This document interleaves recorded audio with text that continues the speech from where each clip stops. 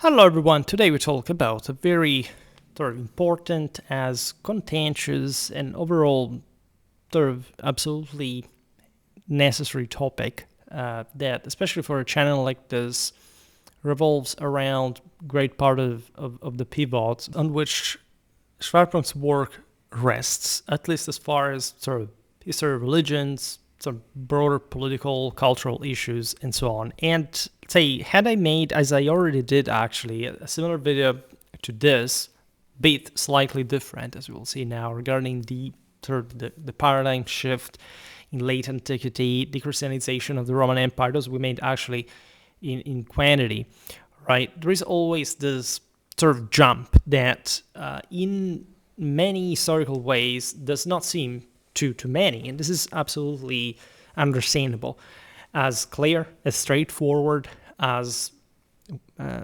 sort of even positive, right? Many people actually see it as a positive, like the Christianization of the Roman Empire, in ways that entail, okay, so it was fundamentally good, or at least it was something that we got out of it, and most people that are Christian or culturally Christian in a broader sense, like see the positivity of it. And this comes from some normal philosophical perspectives that are not just entirely valid, but we also fundamentally appreciate in relative terms. On the other hand, there are lots of people who instead tend not just to attribute to the Christianization of the Roman Empire a fundamentally negative character, but they do this for reasons that are fundamentally and deeply tied to the very specific and narrow times that we're living in right now. There are essentially times, you would say, from one side of the fading of religions, at least in the ways we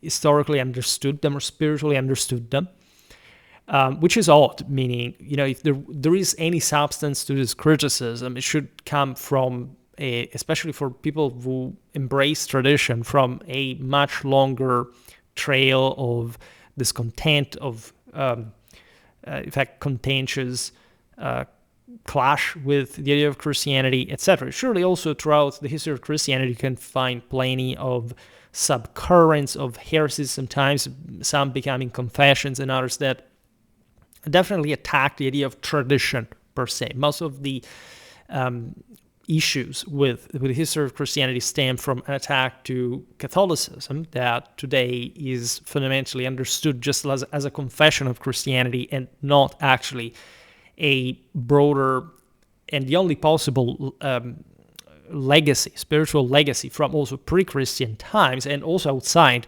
of biblical tradition for that matter. And the reasons, we will not concentrate perhaps so much on these today, right? Why this happens, I would just want to warn you about this, because there is one trait fundamentally that these people always fail to address, right? And that on Schwerpunkt, especially years ago, we made extremely clear. During the most recent topics, we didn't quite discuss much of this.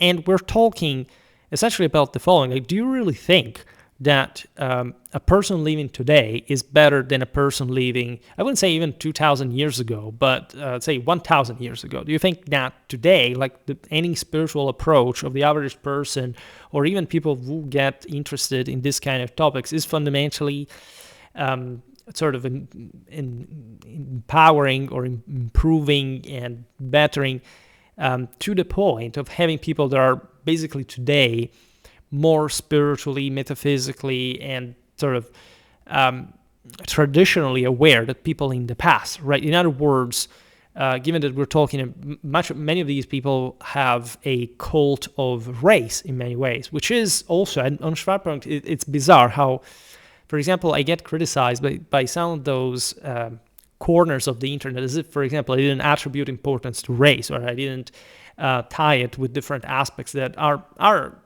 say, in this sense, not racistic, but they encompass the entire bunch without much of a mystery also from a standpoint.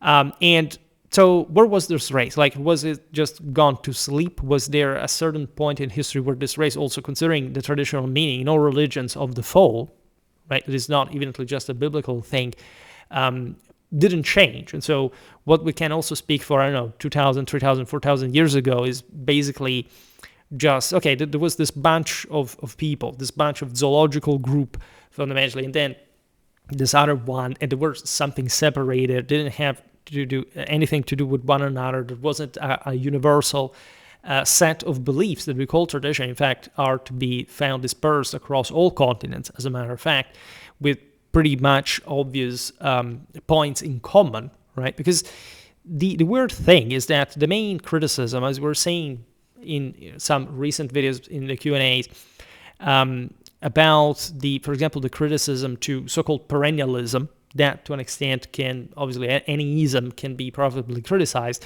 mostly comes, however, from environments that claim things like basically every religion was different, like these people had this fixed religion, there was only that, and paradoxically this puts in dramatic syntony both the extreme right and the extreme left, right? What is the difference between nativism, anti-colonial narratives, and whatever, and some form of, in fact, of ethno-suprematism or ethno-narcissism or ethno-nationalism in some other parts of the world, right? This is not even and this is where people have more difficulty to understand probably the work I make, because I never even deny that there is a positive or a negative by different degrees in all these propugnations, right? I think that maintaining a certain level, for example, of ethno-cultural homogeneity is very important for a country, for a people, and say what we see even just by civilizational development points to the fact that more or less there is a spiritual dimension that manages to transcend also a fundamentally, say, physical one that would be otherwise fundamentally just locked into a forever material body, and that isn't quite what tradition says. Actually, tradition uniformly speaks of such transcendence also in terms of actual, in any absolute sense, that any ethnic, cultural, etc. difference would be nullified by in the process, right? And so not to deny the divides between these groups and the hierarchy between them, but to fundamentally point out that if there is an end game, this doesn't seem to be, what's the point of it? Like preserving the race, okay. And then, aside from the fact that it's not going to happen because moral actions are going to affect that race anyways. And of course, the cultural aspect would be also to retain the mechanisms that maintain that nature higher, right? But then what's the end game? Like globally speaking, right? Your people does not have an actual right to rule over another. This is, for example, something that tradition is incredibly explicit about. And so what's going to be the relation between you and these other peoples, and what kind of that? And that's where, in fact, the entire criticism towards the imperial, I would add Catholic, in fact, because that's literally what it means, universal, ecumenic tradition comes into play. And that's why all tradition in history is connected with this specific level of leadership that even the most fringe tribes at the edges of the world bought into and concentrated their entire activity in, right? And so there are people who try to basically stick to this provincialistic nativism, whatever, especially in times where their peoples were basically going nowhere in also in mere political, military, and social terms, and not wielding the power that instead would be expected in that sense by tradition, in an Apollonian one in particular, and develop some attitudes that are against not just the empire, but in this sense any perspective that is considered quote-unquote globalistic, right? I was called globalist at some point,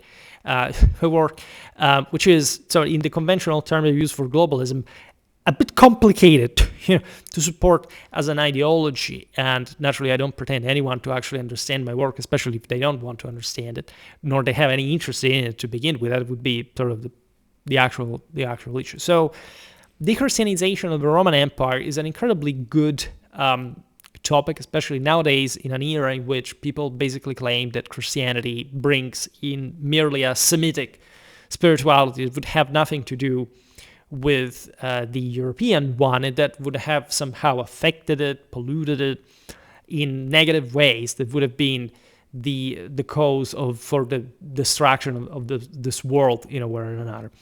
Never mind that, of course, we have something like medieval tradition that was overwhelmingly Catholic. If you don't want to say Christian, because if you, let's say, if you extend this universal awareness also beyond, again, in the same Christianity, actually, Christianity is preceded by tradition, right? The priesthood is still aware of this. And so one could argue that, yes, Christianity would have been fundamentally just a part, not a total, right? So we're not going to digress much on Christianity today and the figure of Christ and how, obviously, in a Christian sense, is totalizing, and how, indeed, Christianity took over the world for some reason, and the West took over the world for some reason, exactly at that point as well. And that most of the issues with Christianity seem to come from an incredibly recent history that basically also rejects all what had been sort of millennia of European tradition that was not just Christian, in fact, but also before that Catholic in millennia before Christ as well. And again, if people don't understand what Catholic means, it's not my problem anymore. So this also is compounded by all the debates today, like the resurgence of sort of anti-Jewish, of Judenhass, and so this idea that for some reason we should root for Marxists and Islamist enemies of the West because the terrible Jews would be essentially responsible for all the rest, like, never mind, terrorist attacks, people exploding, like wanting to create nuclear weapons to attack us, having countries that explicitly say that they want to destroy the West, that is the great Satan and whatever. Like, nobody knows really what the end game, that these guys have an end game, at least the end game of those who support them from this other side, especially the non-communists, at least that there's a mental illness, but also the non-Islamists as well. Nobody really understands what kind of game they're playing. And in fact, the aforementioned ideologists was pointing out about those kind of fringe ethnocentristic ideas tend to be incredibly, destructive and self-sabotaging when it comes to the unity of the West. You can absolutely purify and reform and reboot and, work on what is obviously still performingly and qualitatively effective of the West without tearing it all down.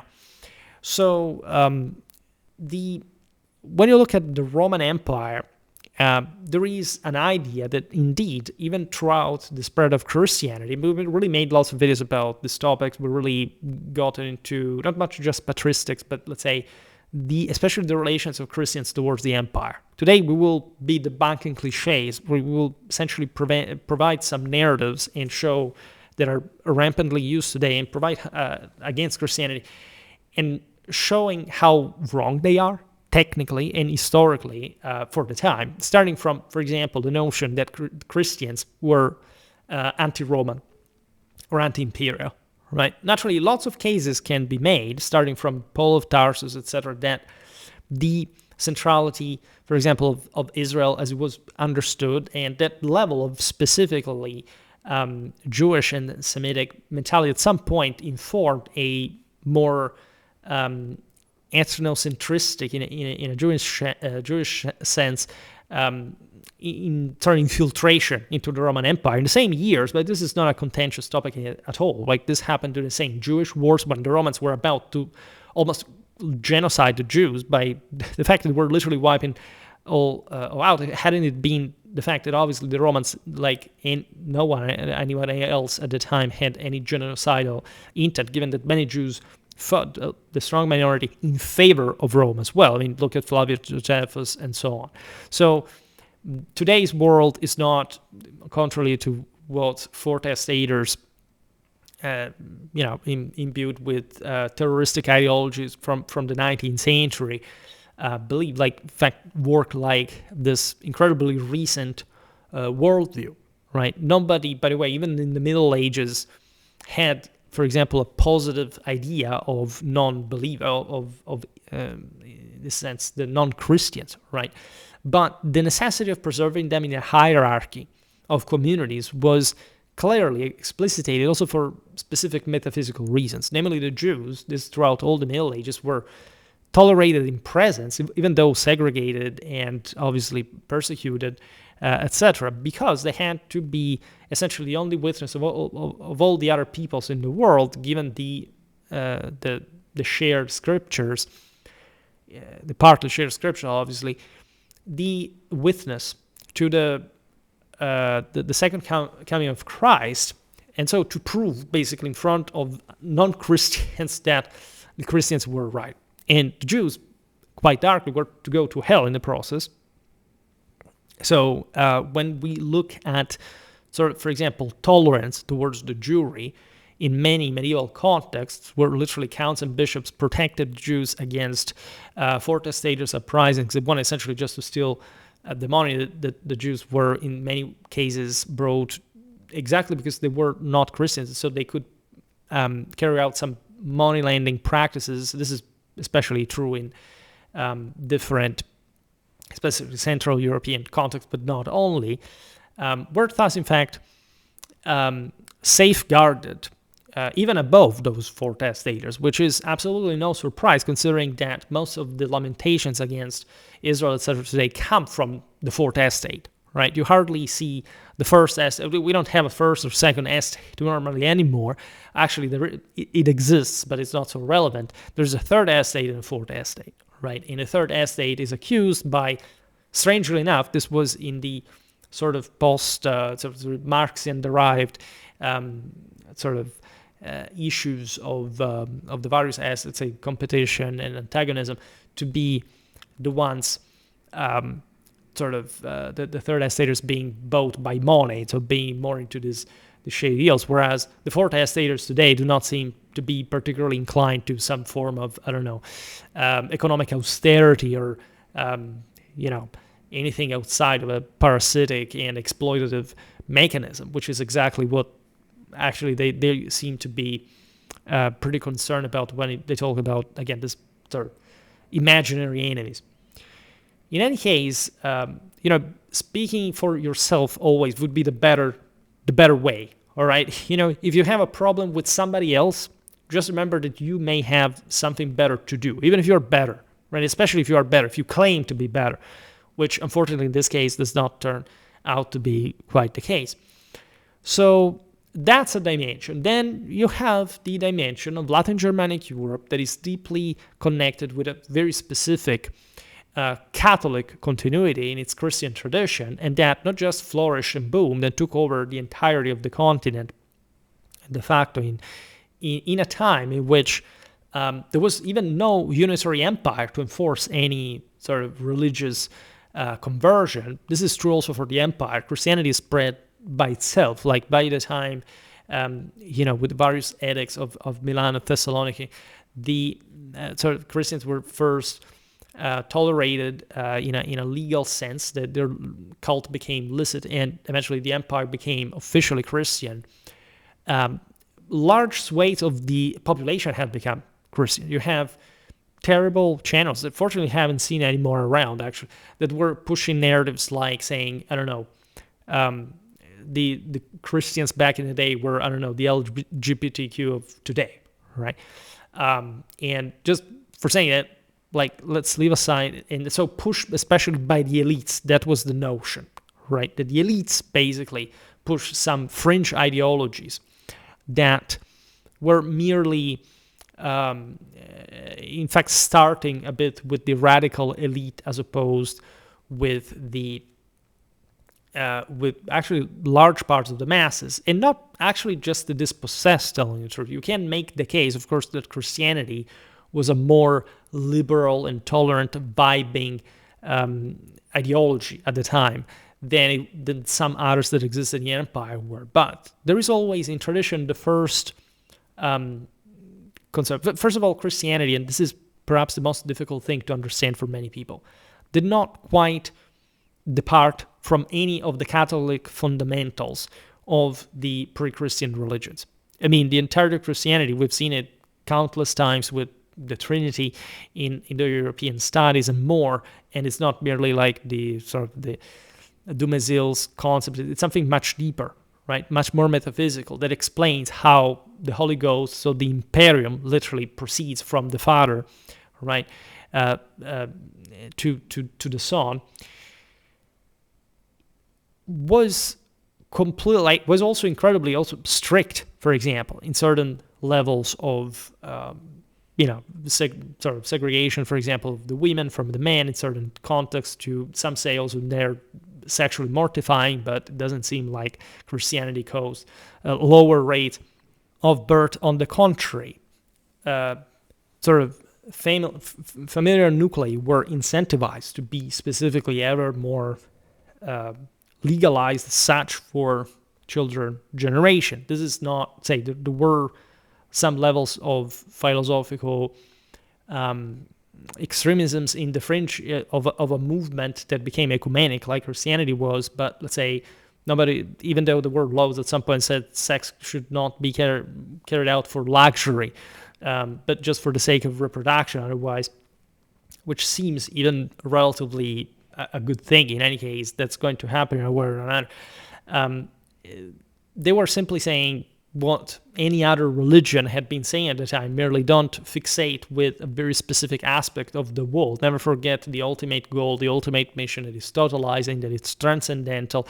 And that's where you find also that level of mysticism that characterized other certain movements that in Christianity remained more fringe in a liberal sense for that matter, whereas Christianity from quite an early days established itself with a very specific and incredibly resilient orthodoxy that, for all the talks about, but Christianity was actually, I don't know, the entire story of Jesus was written down later, whatever. Actually, it's an incredibly short time. Like, we don't have any religion that is so well documented, has such an early canonic scriptural body, and that succeeded as such also in remaining structure around that, in spite of the myriads of currents of heresies and other heterodox movements that existed at the time. So it's kind of obvious that if you want to look at a system as a whole, like today, and say, okay, society sucks, yeah, kind of. First of all, because it's human, but does it work still civilizationally? Yes. And why? Because there is still an establishment that buys into that orthodoxy, essentially. There is a fringe that is also is minority, but also needed. And if you focus just on a fringe or radicalism, you're basically just depicting the world as if there are just these elites that control everything, and they actually don't. Like, they would really like to, but evidently they're not capable eventually to go against the proper establishment and the majority moral force. And then radicals, that's evidently not what society is on a regular basis. Yes, ideas creep in, and they're very pernicious, and the world does go toward the abyss. In many ways, civilization is a way to cope for the collapse of this humanity.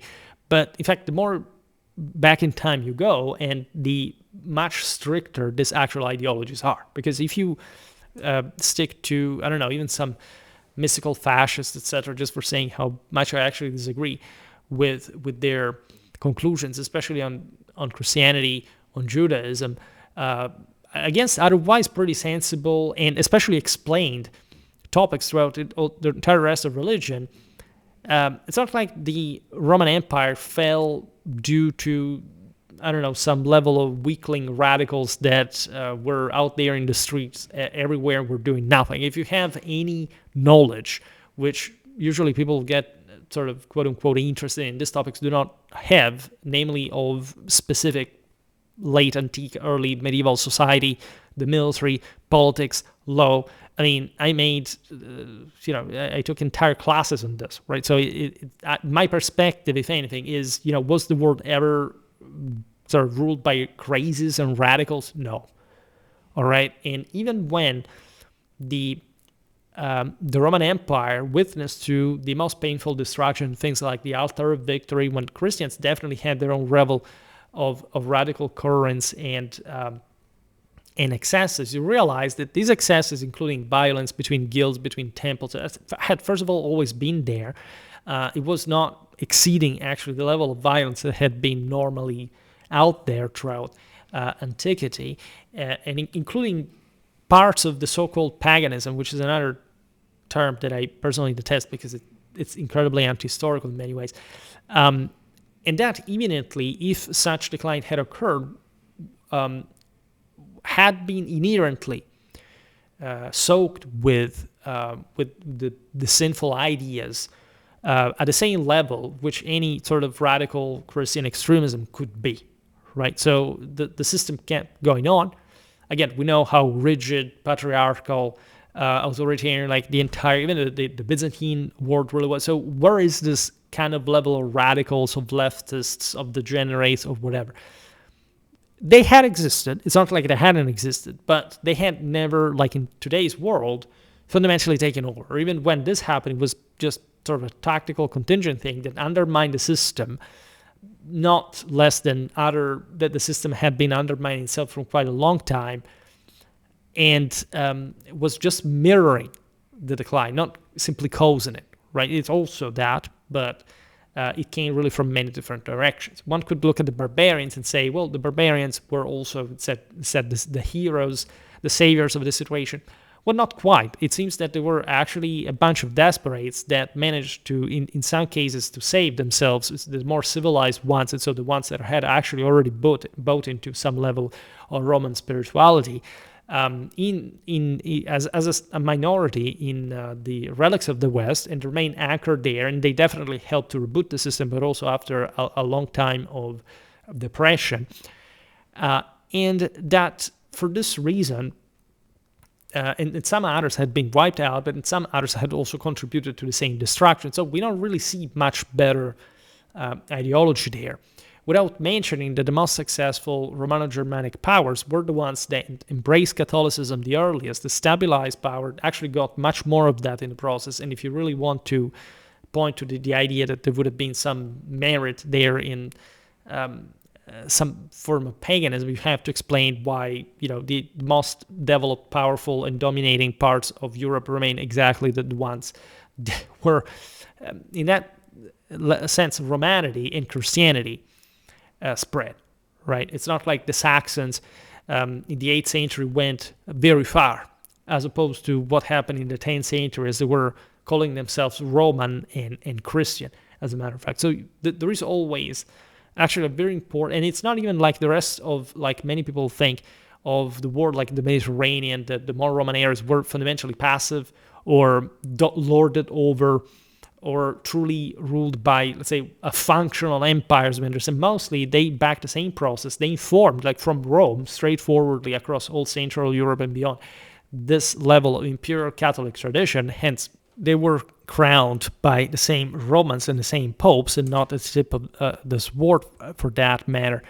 And we tend in this picture also to radically underestimate, for again, provincialistic and ethno-narcissistic reasons, how overly traumatically civilized all of Europe was through Rome, and primarily through Rome, throughout the entire Middle Ages, right? Essentially, European civilization is born out of the continuation of Romanization and Christianization during the Middle Ages, because the powers that inhabited the higher, like in the northern, Eastern European spheres, did not really count at all very much, and the more you go into that direction, the more fragmented their achievements really were, right? Just for making an example, I know the Anglo-Saxons were not the Ostrogoths, or the Franks, or the Longobards, right? So, and you can't deny that also those countries lived on beyond even some level of relative political institutional recognition. England came into being in a formal sense, even times where Longobards secularism were not there, but there was an Italic kingdom. Those were the Longobards, or at least, again, the Roman peoples of the former Longobard kingdom, just like the Franks were in many ways, aside from the elites that surely were more German in legacy, but fundamentally French, pretty soon, and mostly working on the basis of a Romance system. So there are... And you have the Germans, again, that in fact are the more successful usually as emperors, the more sort of the closer they were to the Alps, for that matter, or the Rhineland, or whichever areas had been most successfully Romanized. Like the Ottonians succeed by in some cases installing themselves in Italy, never quite managing to control that, nor the entirety of Germany. This is true actually for all Holy Roman emperors. attempting, right? The French will do a better job actually during the peak of medieval civilization, but that's also something that we will see better in other videos, and in any case that we have already discussed.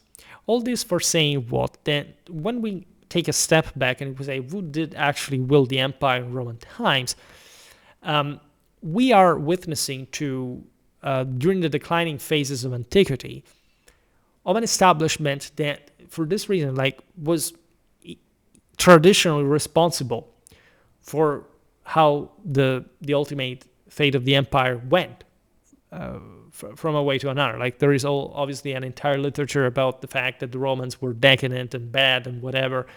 Again, when you look at things more granularly, you realize that, again, more or less, we're talking not just the same people during the Middle Ages. And look at the most advanced countries in medieval Europe, but we are also looking at, again, a rest of the world that contributed in, if anything, just an integrative way to, in fact, a largely Roman system. And there is a great continuity of this antique legacy, and the Roman establishment was fully aware, for example, during the advance of Christianity, of constituting the last luminous center of the ancient world as the divinity itself was of the cosmos. They truly saw themselves as the direct instantiation of the divine on earth, to the degree at least they could maintain that empire and bringing it back to heaven. We made lots of videos explaining how Augustus achieves this, and how the same Christians unsurprisingly thought that, given that Christ was born under Augustus, there was definitely an overlapping meaning to that. They read Virgil, sort of giving quite a specific meaning to the famous Apollo, rebooting the new age, etc. I talked in that video about the paradigm shift in late antiquity, how, of course, what kind of role Christianity really had in this world. What did it mean really? And it's mostly a patch put on the sins of a world that had already exhausted itself, right? Fascist mystics are actually pretty explicit about this either. When we're honest, they literally said, look, look at Christianity, even like it or dislike it, what it meant was not the cause much of a decline. It was the response. They wouldn't phrase it like that. It were mostly the consequence of a decline that had already happened. But if you really study Christian theology, you realize how much of a fixing purpose this way to Catholic tradition had, right? And back at the Roman establishment, as you know, during these centuries, it fortified itself in existence with Stoicism, right? We never really talk about philosophy per se, but this one, born from an advanced civilizational process, permitted only an indirect apprehension of the sacred, right? Stoicism is often praised. I really liked it, and also I studied it, for example, in school when we were talking about Roman pragmatism, Stoicism in the Roman Empire, also from the previous Hellenic background. The reason, think about all the memes about the various citations, quotes from Marcus Aurelius, right? It tells you, you should do this, you should do that, on his reflections. And the point there is that although Stoicism surely provided with a sort of philosophical vest to some ideas that had already been deeply Roman for that matter, and in fact, great part of the sense of untouchability, right, or at least of capacity to accept and know the world to the extent of not being shattered by things that happen, because you would fully realize what would happen to you, that its character does appear a bit too sort of anecdotal, a bit too okay, well, things are going downhill, but as long as I don't feel touched by that, it's going to work. In part, it is correct traditionally. In part, it doesn't make much sense, meaning that you should fix the issues that caused what you do, which is not simply being untouched, it's also achieving something. And this is, for example, already a deep indicator of how Christianity, in its Trinitarian concept, was much more aware of the necessity of a reactivation of transcendental mechanisms of actions properly. Then surely also, if you look at very late times in history, that the Roman establishment surely was also aware of, right? But today, especially, we pick, Stoicism or ancient quote-unquote paganism, whatever that is supposed to mean, as something substantially different from Christianity. First of all, it's not true, because Christianity obviously tells you quite openly that you should be able to take literally everything without flinching, which is an incredibly Stoic way of going at things. And so we'll, again, here mostly separate the wheat from the chaff in the broader criticism to these philosophies. And also against Christianity, because the question is, what were you actually achieving? It's not like Christianity redrew itself in this world. It's not like, for example, the Latin Germanic way to Christianity, that was surely the most successful in history, Catholically wise, was fundamentally different in its fundamentals from the ones of, you can say of Stoicism, but that idea of, again, capacity of coping with the complexity and the difficulty of the world, and all the sin that stemmed from the same person that had to fix itself with a spiritual practice, right? These were, as I was saying before, universal concepts that fundamentally do not differ from side to side. What people mostly concentrate on, as we'll see now, is a ritual that by that point had also become fundamentally ineffective, at least to the extent it really was exchanged for a mere material act, right? That there was a level of secularization and modernization of the world that definitely happened within. It's very easily sort of documentable from all sources available throughout the millennia of the previous Indo-European. Well, like the Indo-European warrior of 1000 BC surely didn't have the same level of spiritual infusion that it had 1000 years later. I mean, this is kind of obvious, right? So all this mechanism definitely was part of a broader collapse.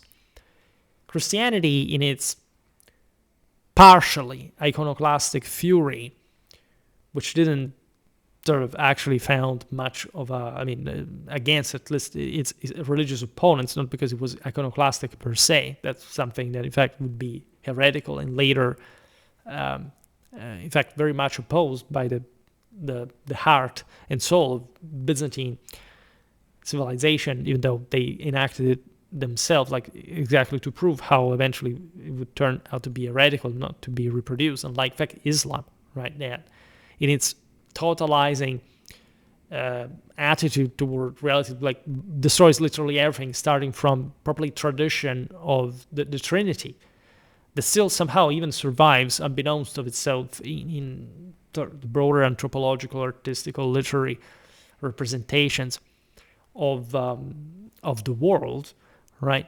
But that removed that idea of properly of attainment of the imperium in a strictly theological sense. It's simply by saying, okay, if you die in battle, that's gonna do it. But they literally didn't believe themselves only that, but say the absence of a Trinitarian logic that is inherent, the Indo-European world is inherent, Catholicism, Christianity, and fundamentally also Judaism and many other religions, is to be found, again, indirectly only in Islam.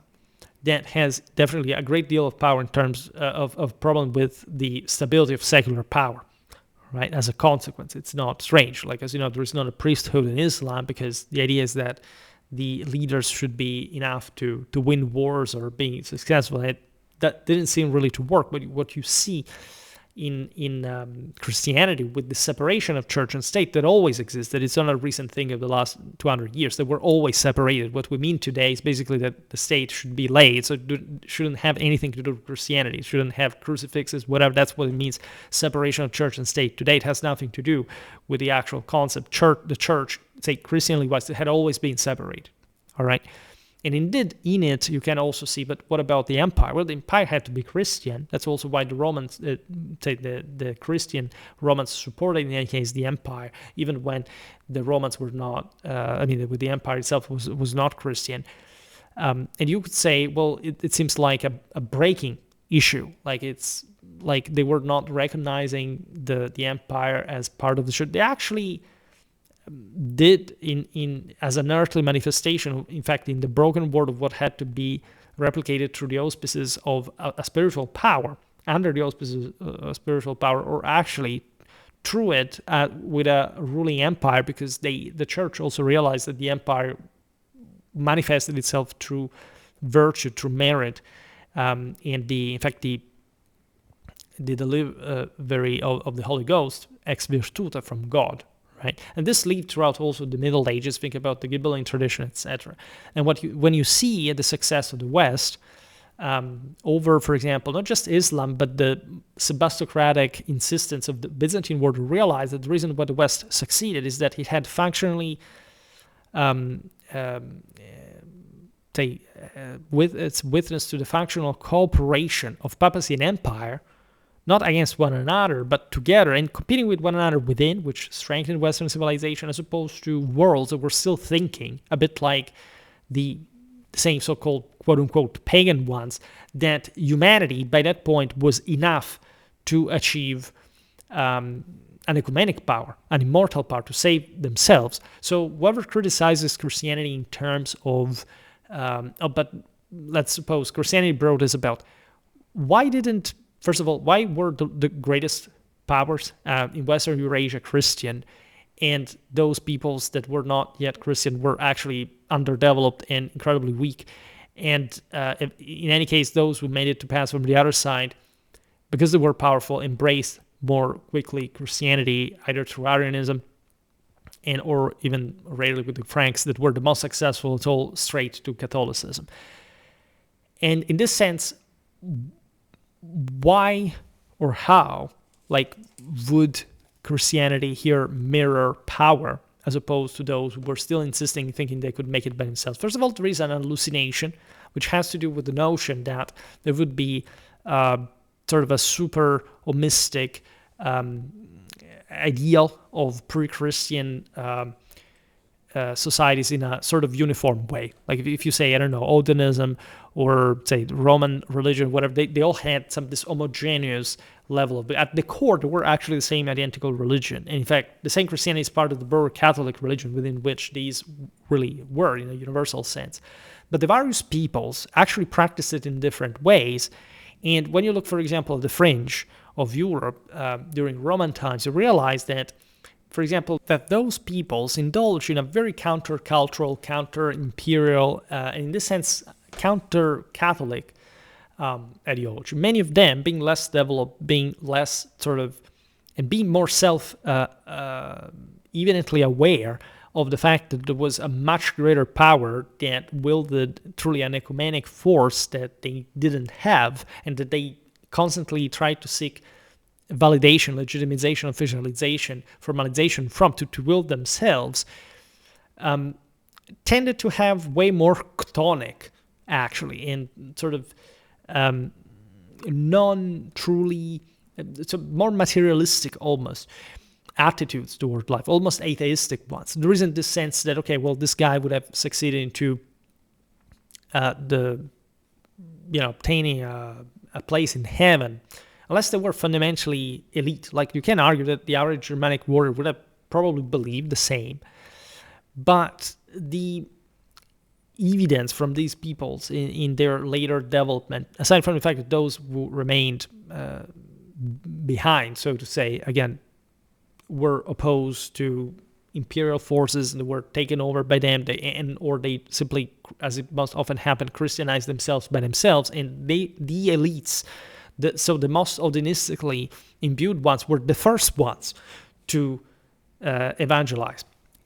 Right, this is an aspect of the story that gets often sort of underplayed, as much as the fact that there weren't essentially major swings in terms of paganism or Christianity whenever sort of evangelization started. More or less, this was a process that started and it was finished, even if for like in Anglo-Saxon history, there's one guy converts to Christianity, brother is jealous, kills him, then he gets killed in battle, the next guy is Christian, and ever since they remain Christian.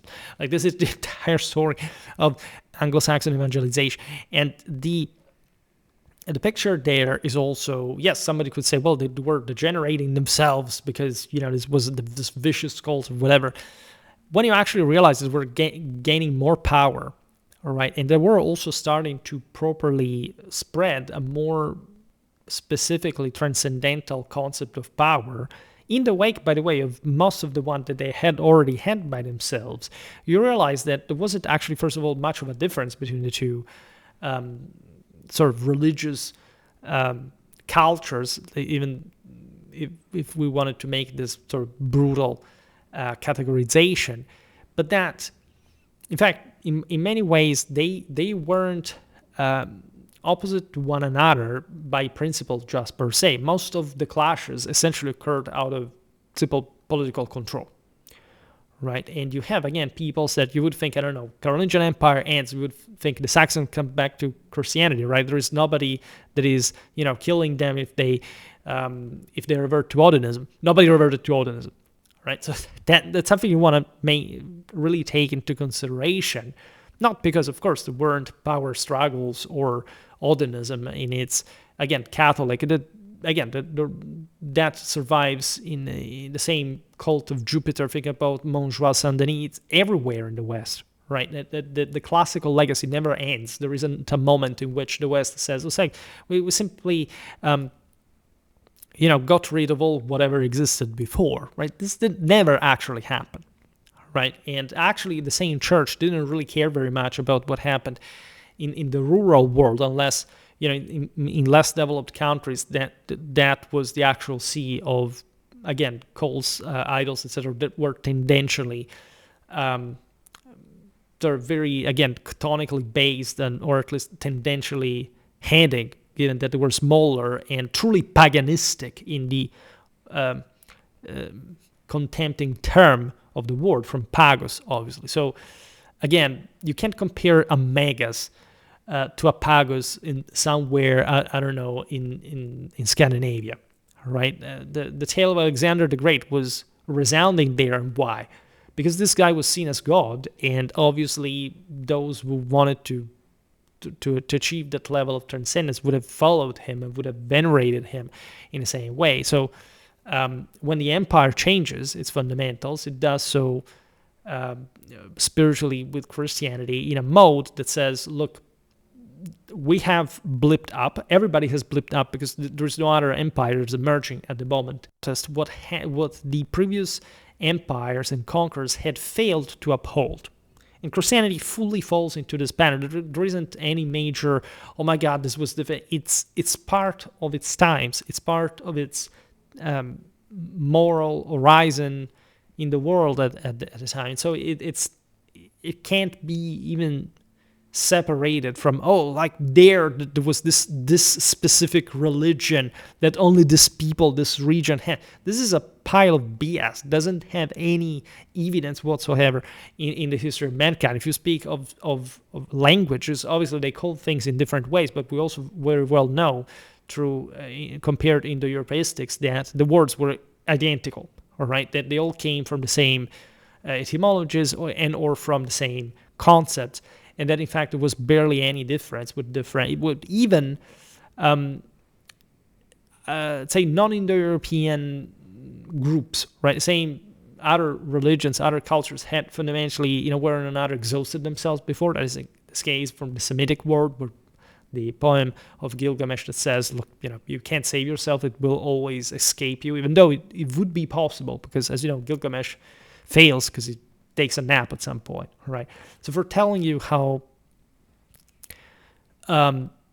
actually and symbolically in common like this thing was, in a truly ecumenic sense, even beyond the claims of a single empire or another, its actual territorial geographical stretch, right? So when we look back at Stoicism, you realize that this is also comforting as a concept, because it shows you that all these ideologies in many ways were comparing with one another, were kin with one another in a sense. Stoicism rejected any notion that genuine sacrality, for example, could be fabricated through alchemical or magical means.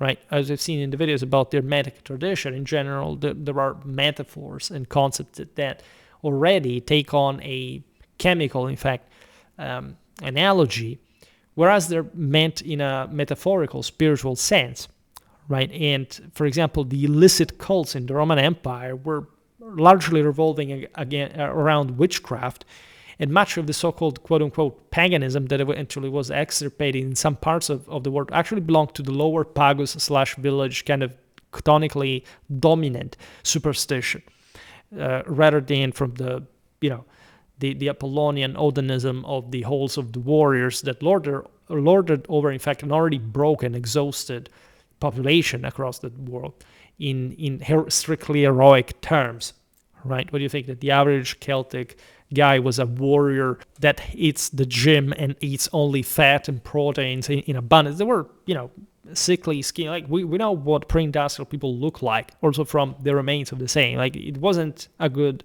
sight for everyone.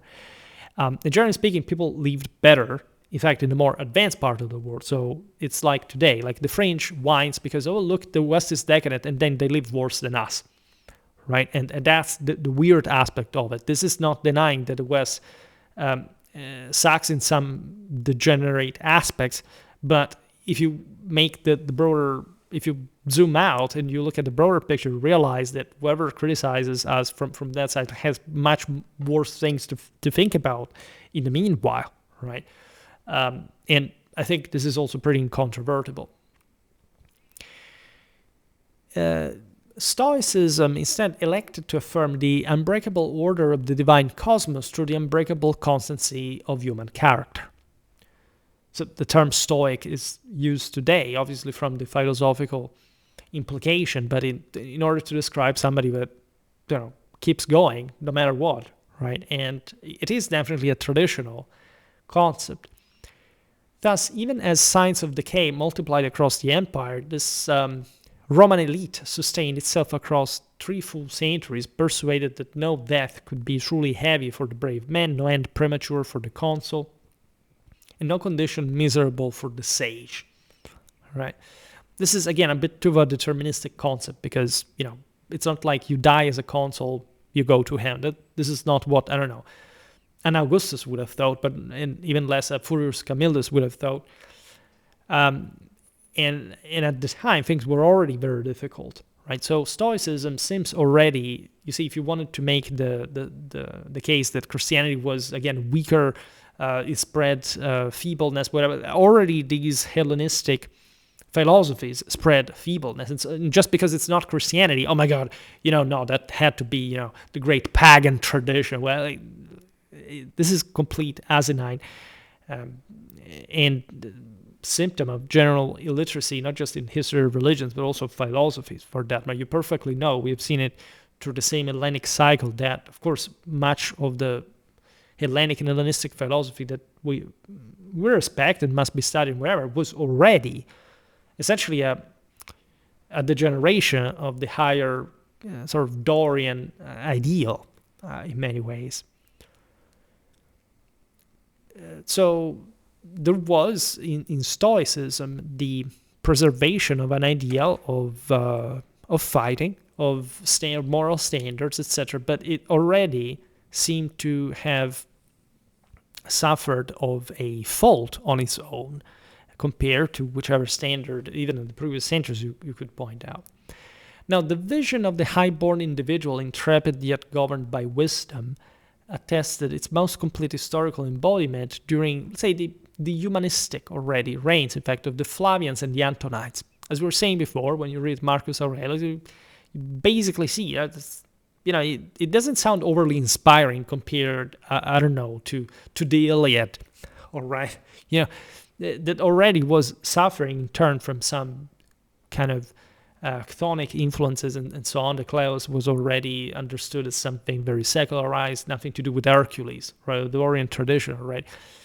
And so you have actually this pretty also untraditional concept of the emperors being literate, I mean, the Romans in the 3rd century BC thought that only the effeminated dedicated themselves to the letters, and they weren't purely warriors for that matter. Here instead, you have, as you know, imperials already appearing most harmoniously aligned with philosophical ideals, and therefore also what all came with that.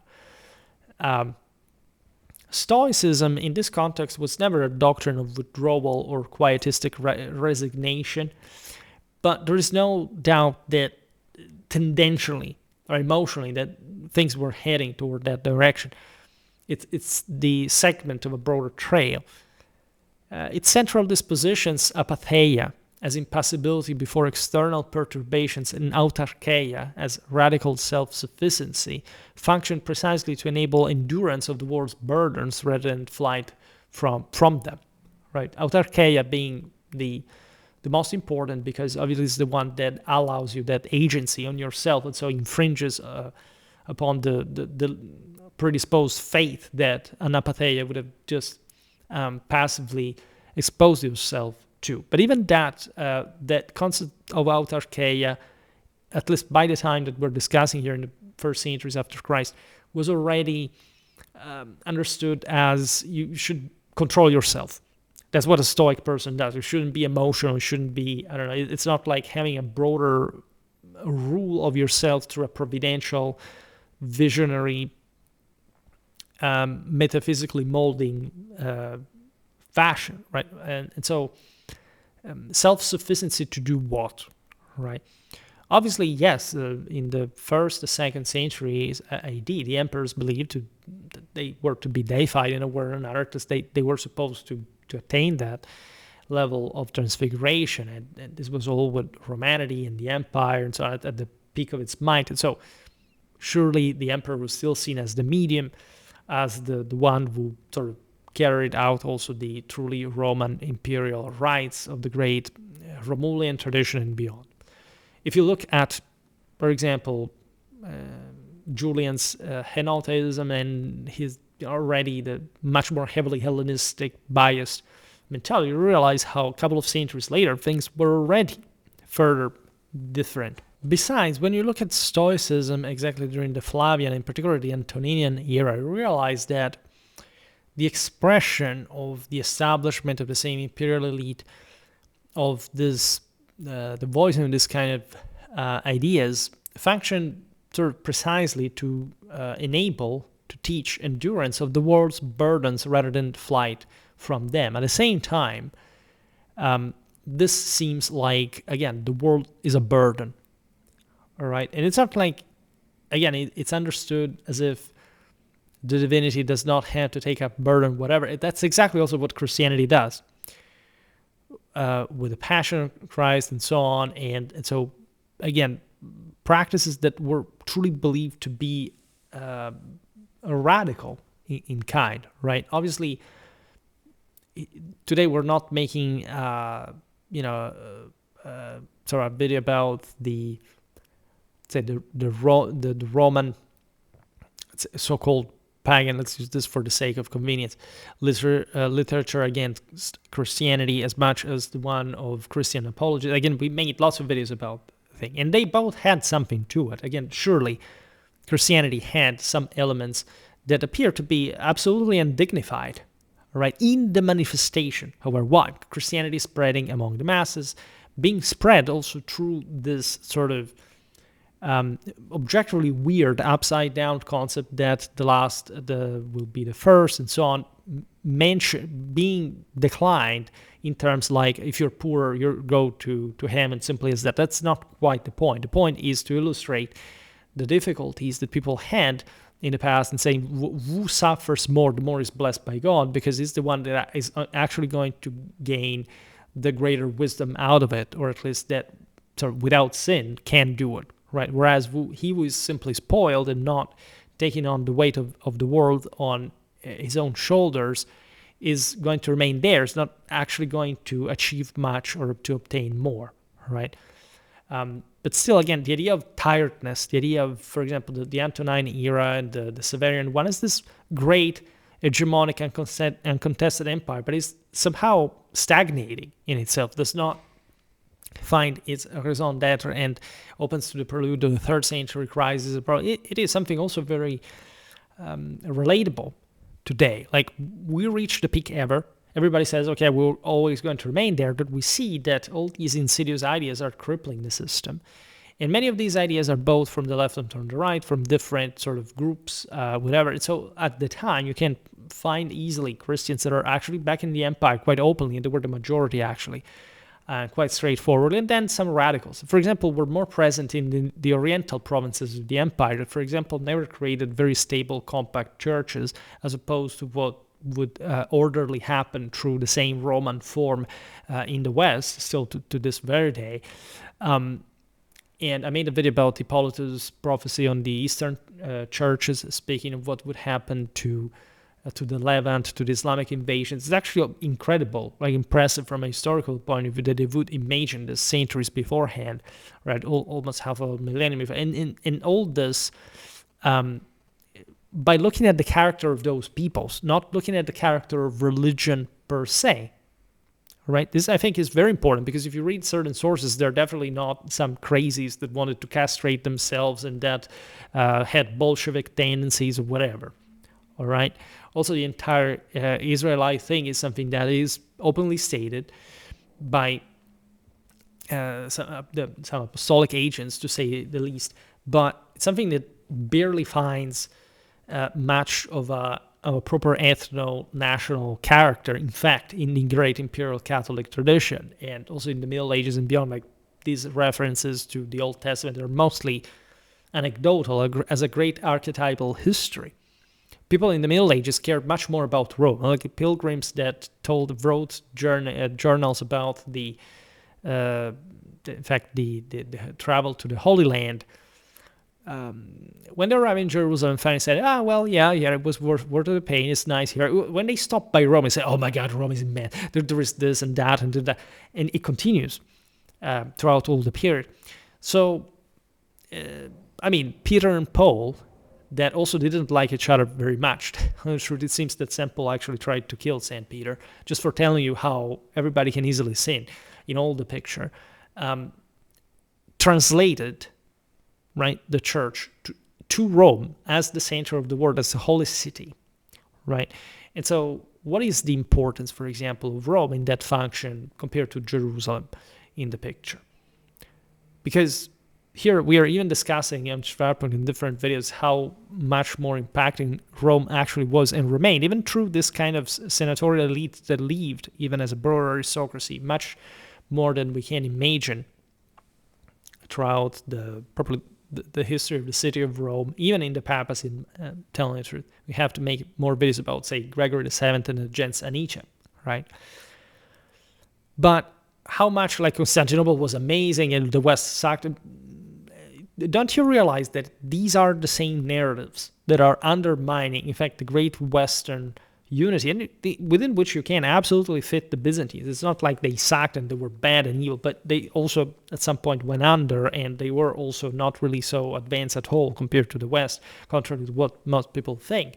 But it's so undermining because it's just a narrative that tries to say, basically, it's not like the West came into being through all these different actors, the Romans, the Germans, you can put everybody into it, the Slavs, the Byzantine. This was the only cool thing. This other, we don't even take in consideration. We don't study, we don't care about it. We don't popularize it. We don't sort of even open out a book to read what they actually thought, what the entire issue of the Christianization of the empire was. Everybody knows what it is, but apparently nobody has read any source like there. But going back to our, say, 1st, 2nd, partially even 3rd century AD, Roman statesman, so the commander, right?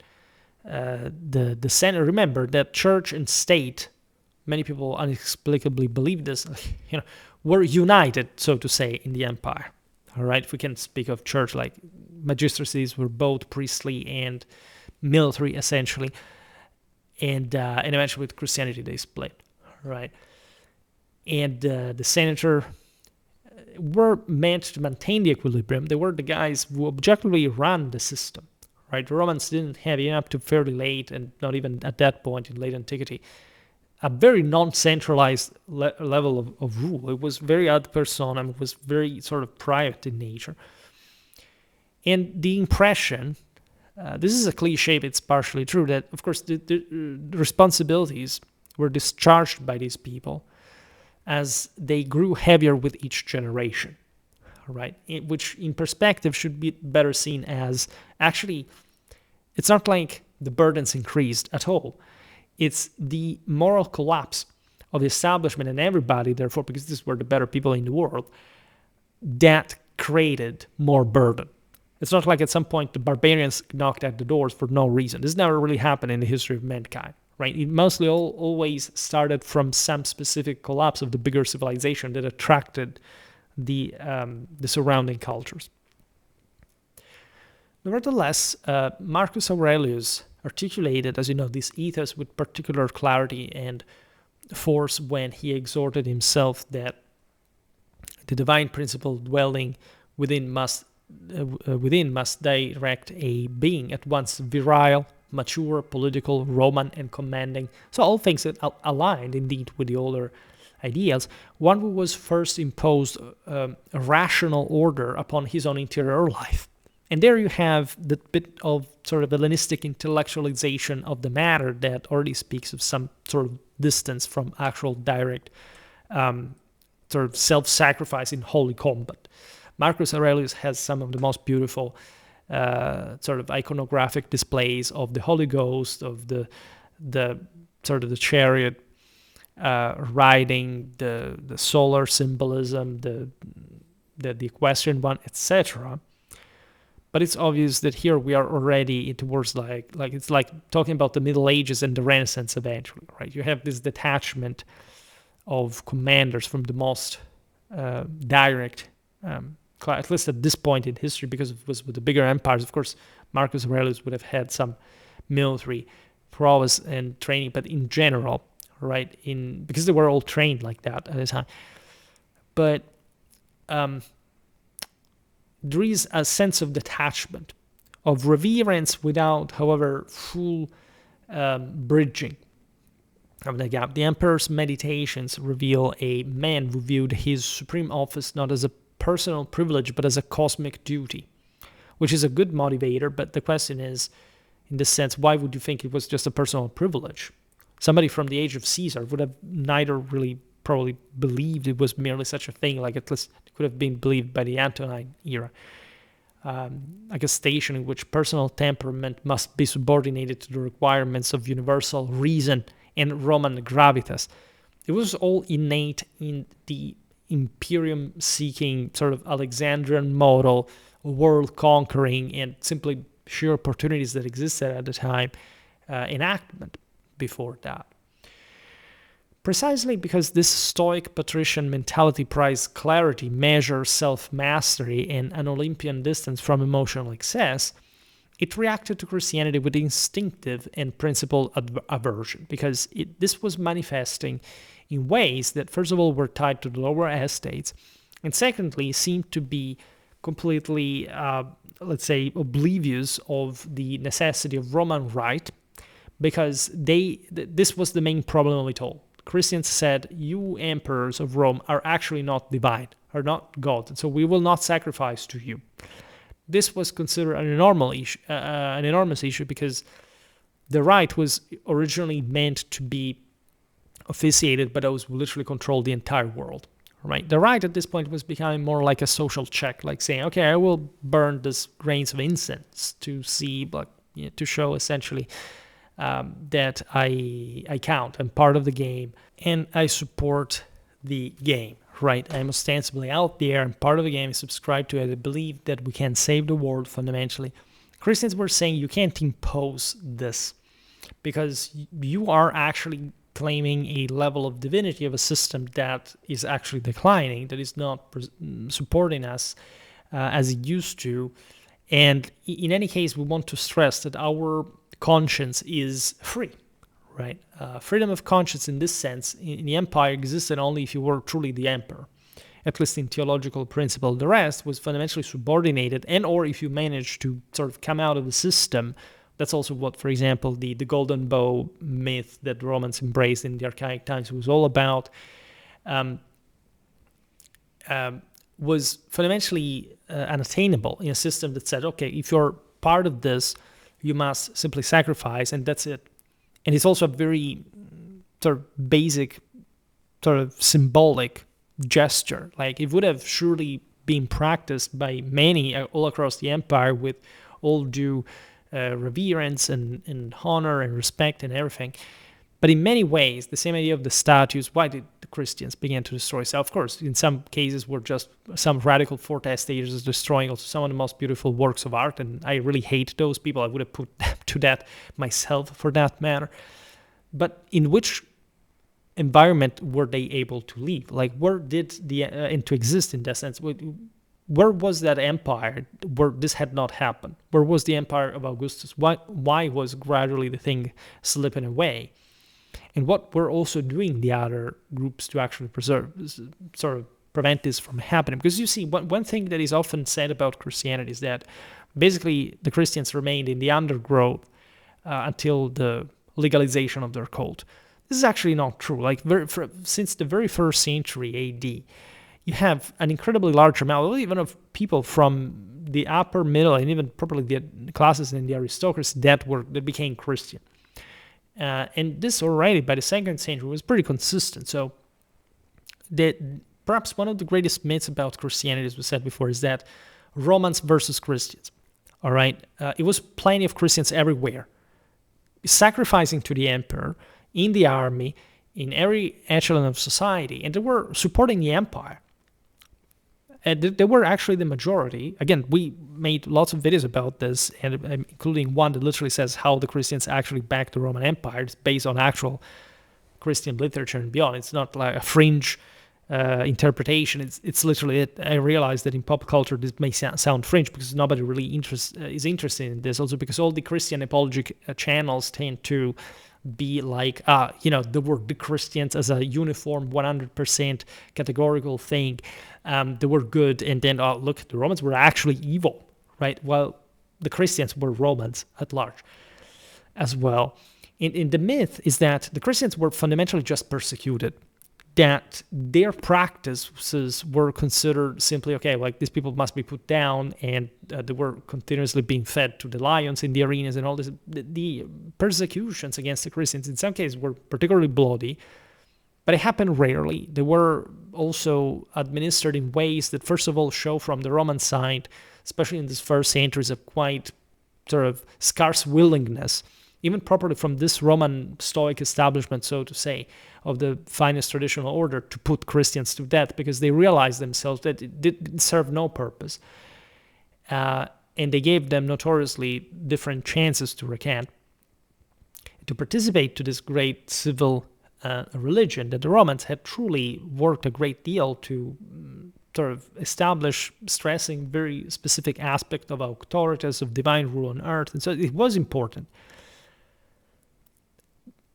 The Christians at large obeyed, some wouldn't, out of sheer no, we want to stress that the moral potential of the individual contains a divine spark that can take over any earthly power, right?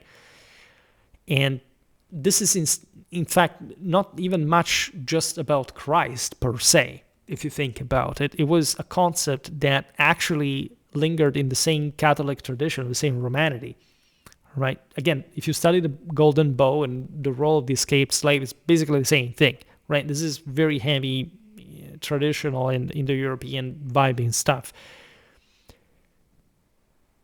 And in this sense, Christians were all over, and and also the various provincial governors would, generally speaking, have reservations. They had a certain discretion. It's unlikely that any persecution, even the worst ones under Diocletian, etc., surpassed more than sort of tens of thousands of killed, right? And only in particular context, also where Christians were more grouped, they were more socially targetable, and they were more powerful at the same time already, all right?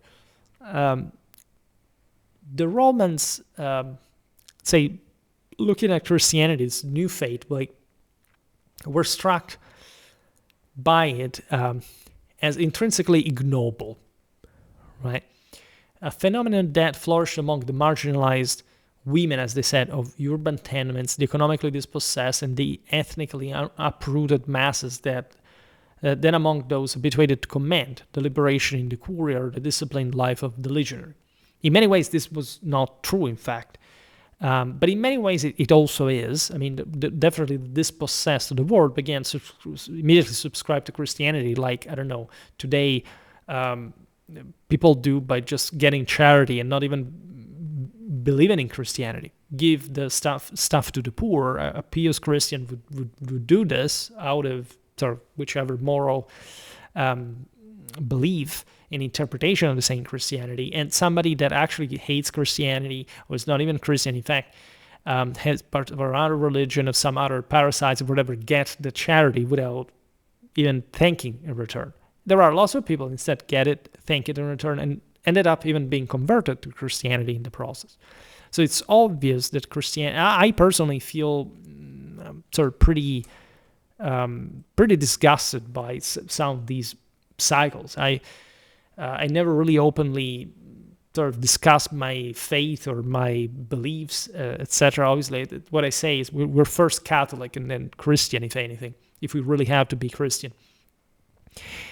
And I have no sympathy for this kind of behaviors as well. I don't believe it's part of a broader Christian world. But I also realize that there are some parts of society that are tempered like that, and they also absolve a certain function, and that also for the rest of us, like to actually counter that attitude and to be the ones who hold command and power, there's a duty to discipline this, which is exactly what in fact happened when the church was fully integrated in the sort of in the broader imperial governance. And bishops were obviously very austere, like disciplinarian individuals who controlled a big deal of sort of people and had enormous responsibilities and more. All right.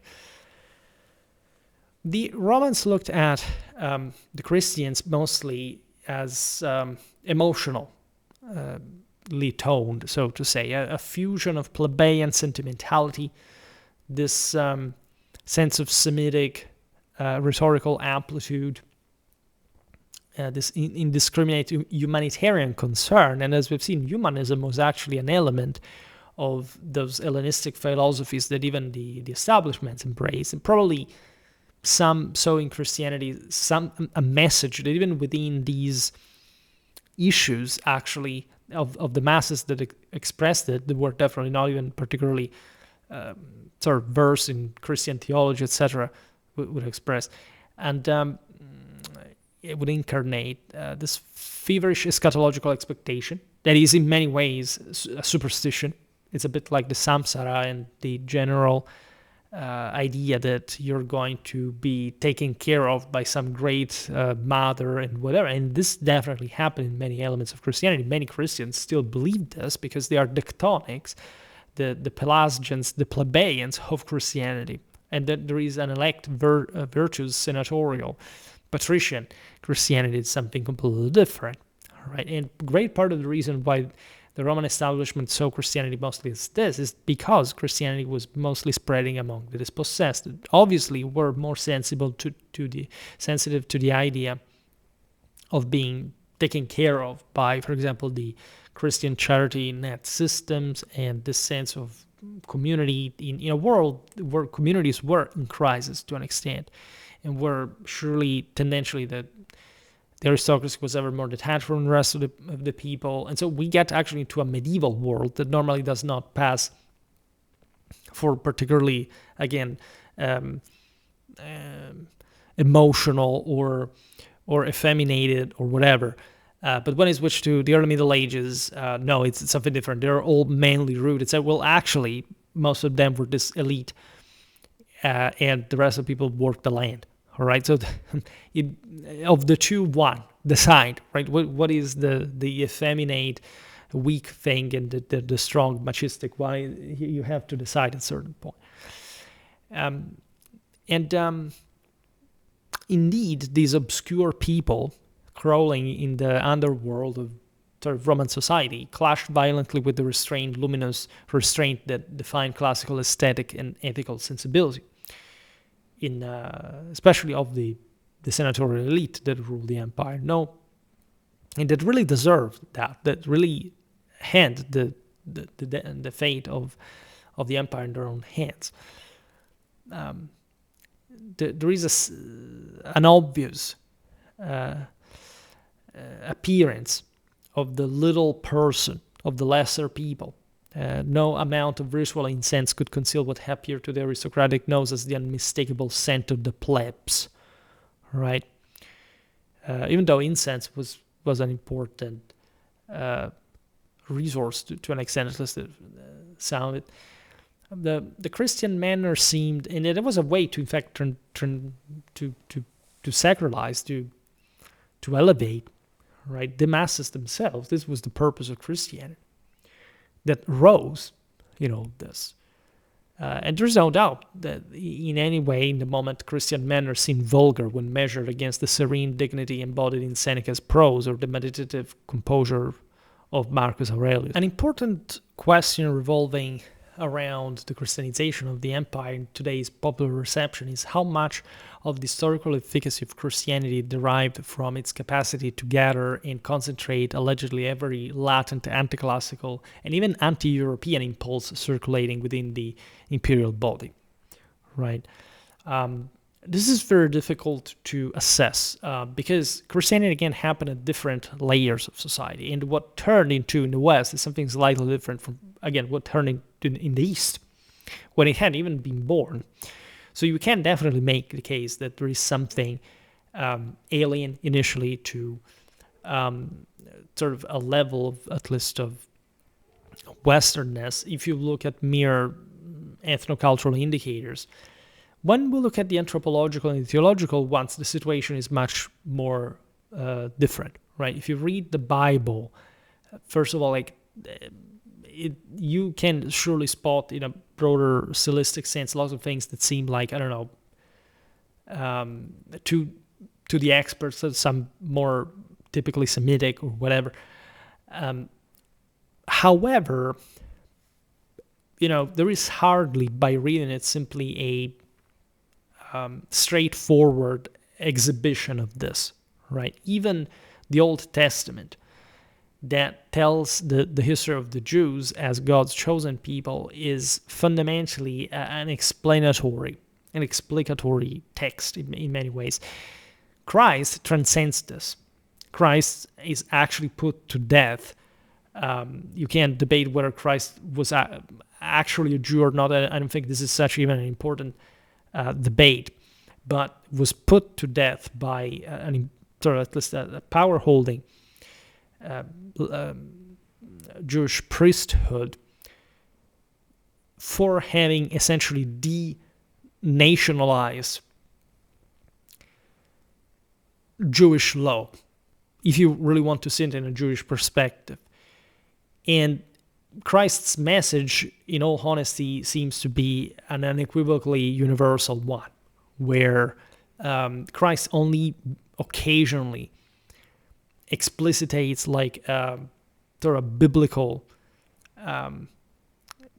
literalism to expound this teaching, right? Obviously, the entire New Testament is soaked into Jewish symbolism and references to the Old Testament and whatever, but also many of these have to do with the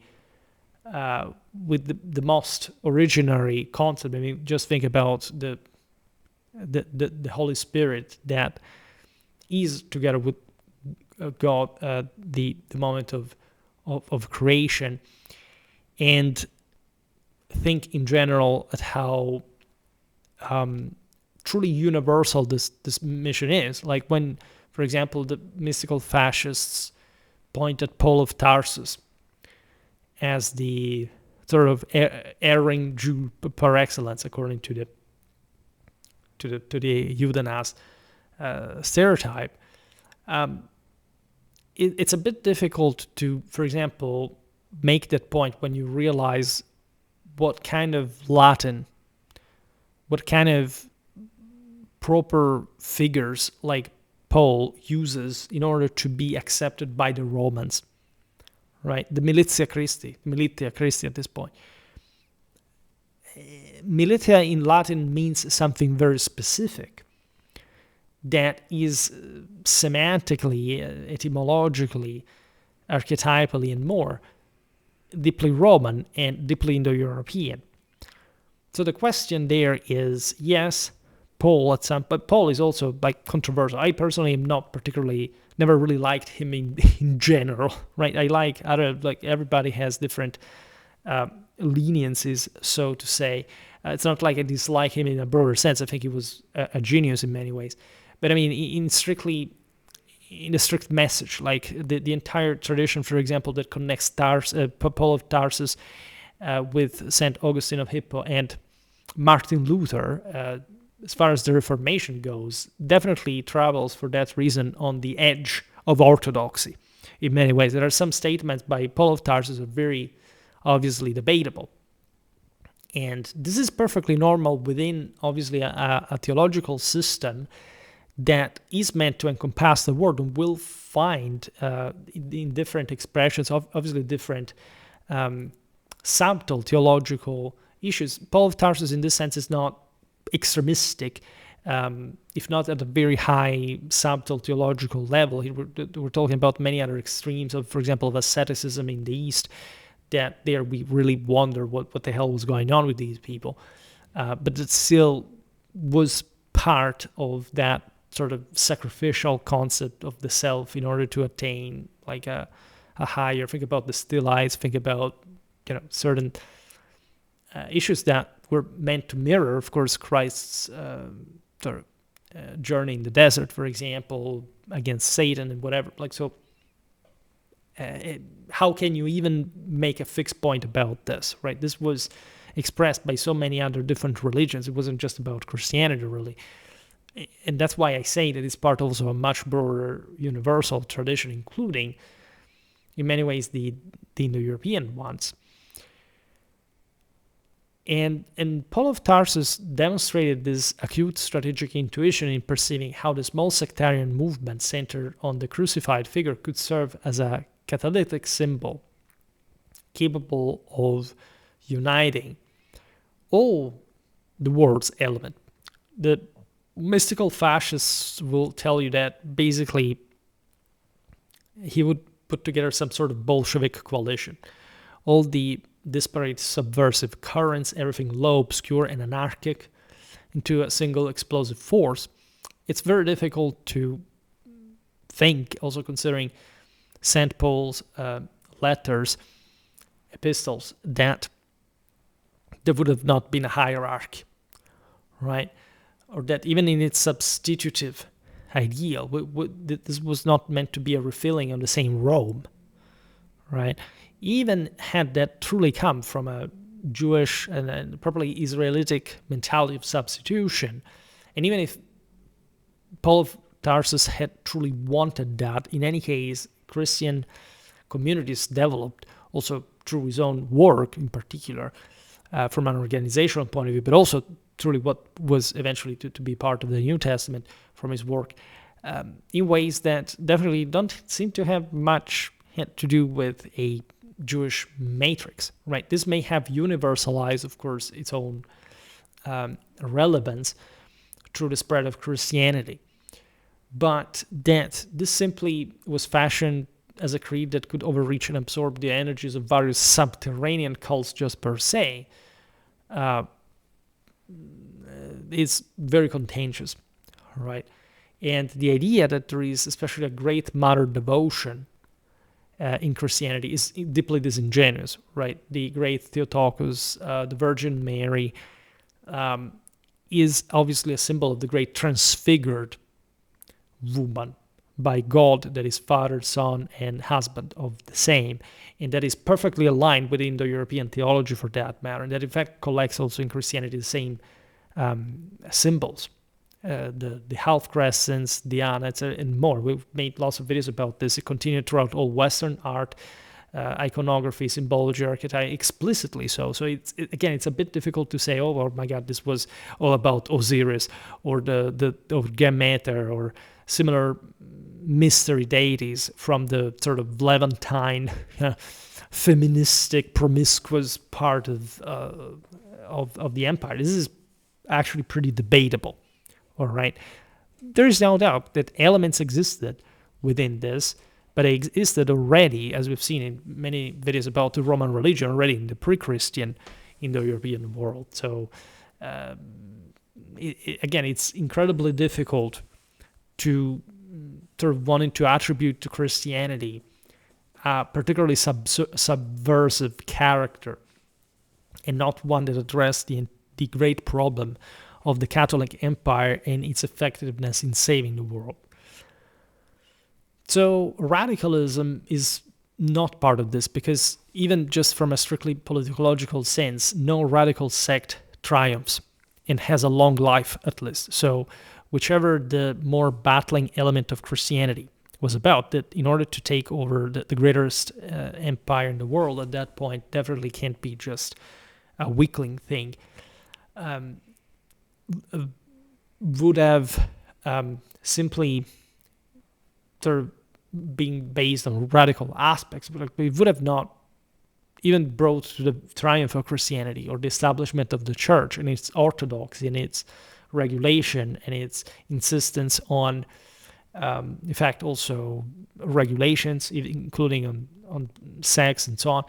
This is, I think, particularly relevant because, again, of the two, one, it's a promiscuous, Levantine, feministic vibe of some sort, or is it, a stern, rigid, sort of almost a in any case you see it, like it's two very different things, right? Religion. It didn't turn in any of the two, nor it ever was any of the two. We have also, again, pretty straightforward biblical evidence for this, both in the Old and in the New Testament, that, again, are by far, in this sense, the most disproportionately well-documented religious bodies for especially the ones that it's not a coincidence, by the way, spread in the West mostly, and an enormous amount of Christian literature since the very first centuries. And we do not find that, right, as the core of Christianity, but not even the fringe, really. Like, the fringe has some of this and some of that. There's always the problem of Gnosticism, dualism, Manichaeanism. It's all part of the same bunch. But that's also a very particular current that is explicit in that regard, and we know how it theologically came to be and its fault, and it was rejected by the same in the European world. It's that some people today, like lesser people, mostly believing conspiracy theories, need to believe in as a superstition. The Romans would have spit on it. In fact, it actually was treated like this by the same Christian apologists, as we've seen also in the videos about the Armenic tradition, for example, commenting the passages on the Gnostics by Hippolytus, that explicitly describes these ideas are deeply chtonically biased, right, and incoherent, irrational, fundamentally based on the idea that somebody else, only the perfect, will save you, even though you have to do nothing almost about it, but just putting yourself into the meat grinder. Christianity does not say that at all, right? Christianity does not say that Christ will simply save you.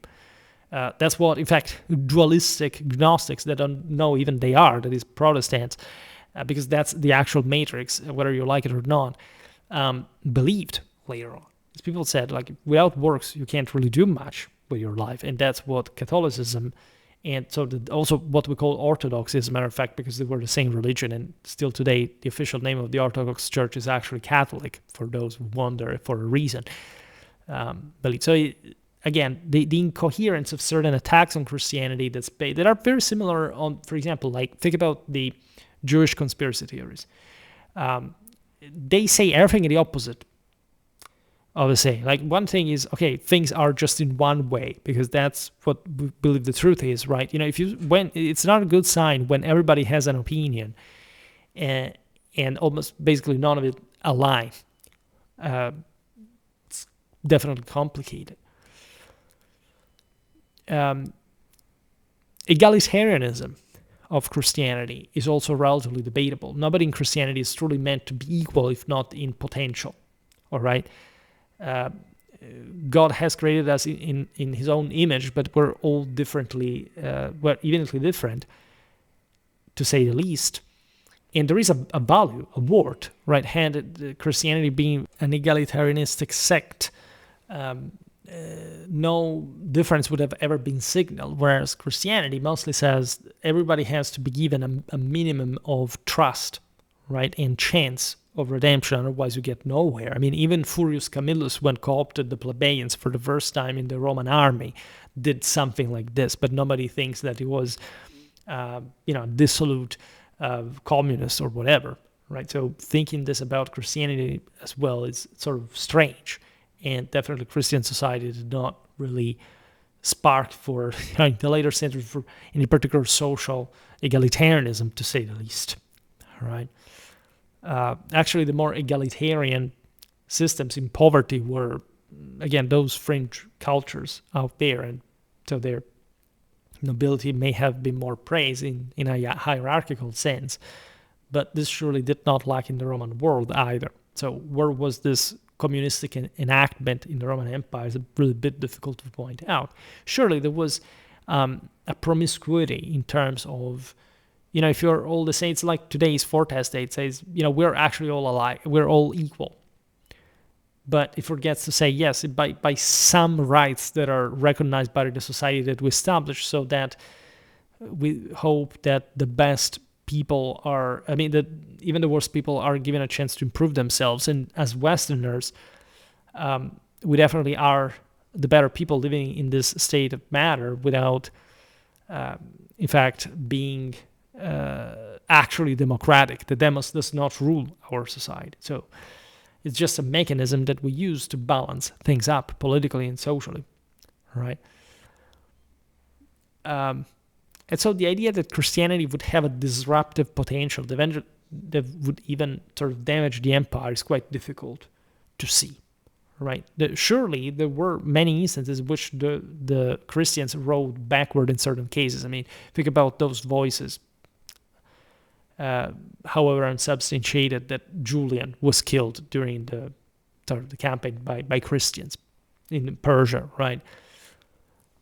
I mean, who would have not thought? I mean, it's as if you go in open war against a religion, a political faction, they kill you, or you get killed in an army, by the way, it is fighting already with you, and pretty well, where there are plenty of Christians as well. So the Christians are there since the miracle of the rain. We talk about Saint Martin of Tours and his attitude.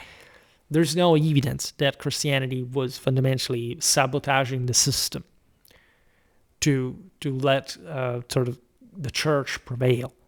Even if that surely happened, if you pick individuals or groups, surely this in the entire history of the enormous empire would have occurred. It wouldn't be surprising. But do we have any specific historiographical structural evidence that that's how the church rose to power? That's not really how it happened. In fact, it was mostly an internal discourse within an ecumenic empire. Right? People were not rooting for the barbarians, for that matter. We're just saying we want this system to be different from the within.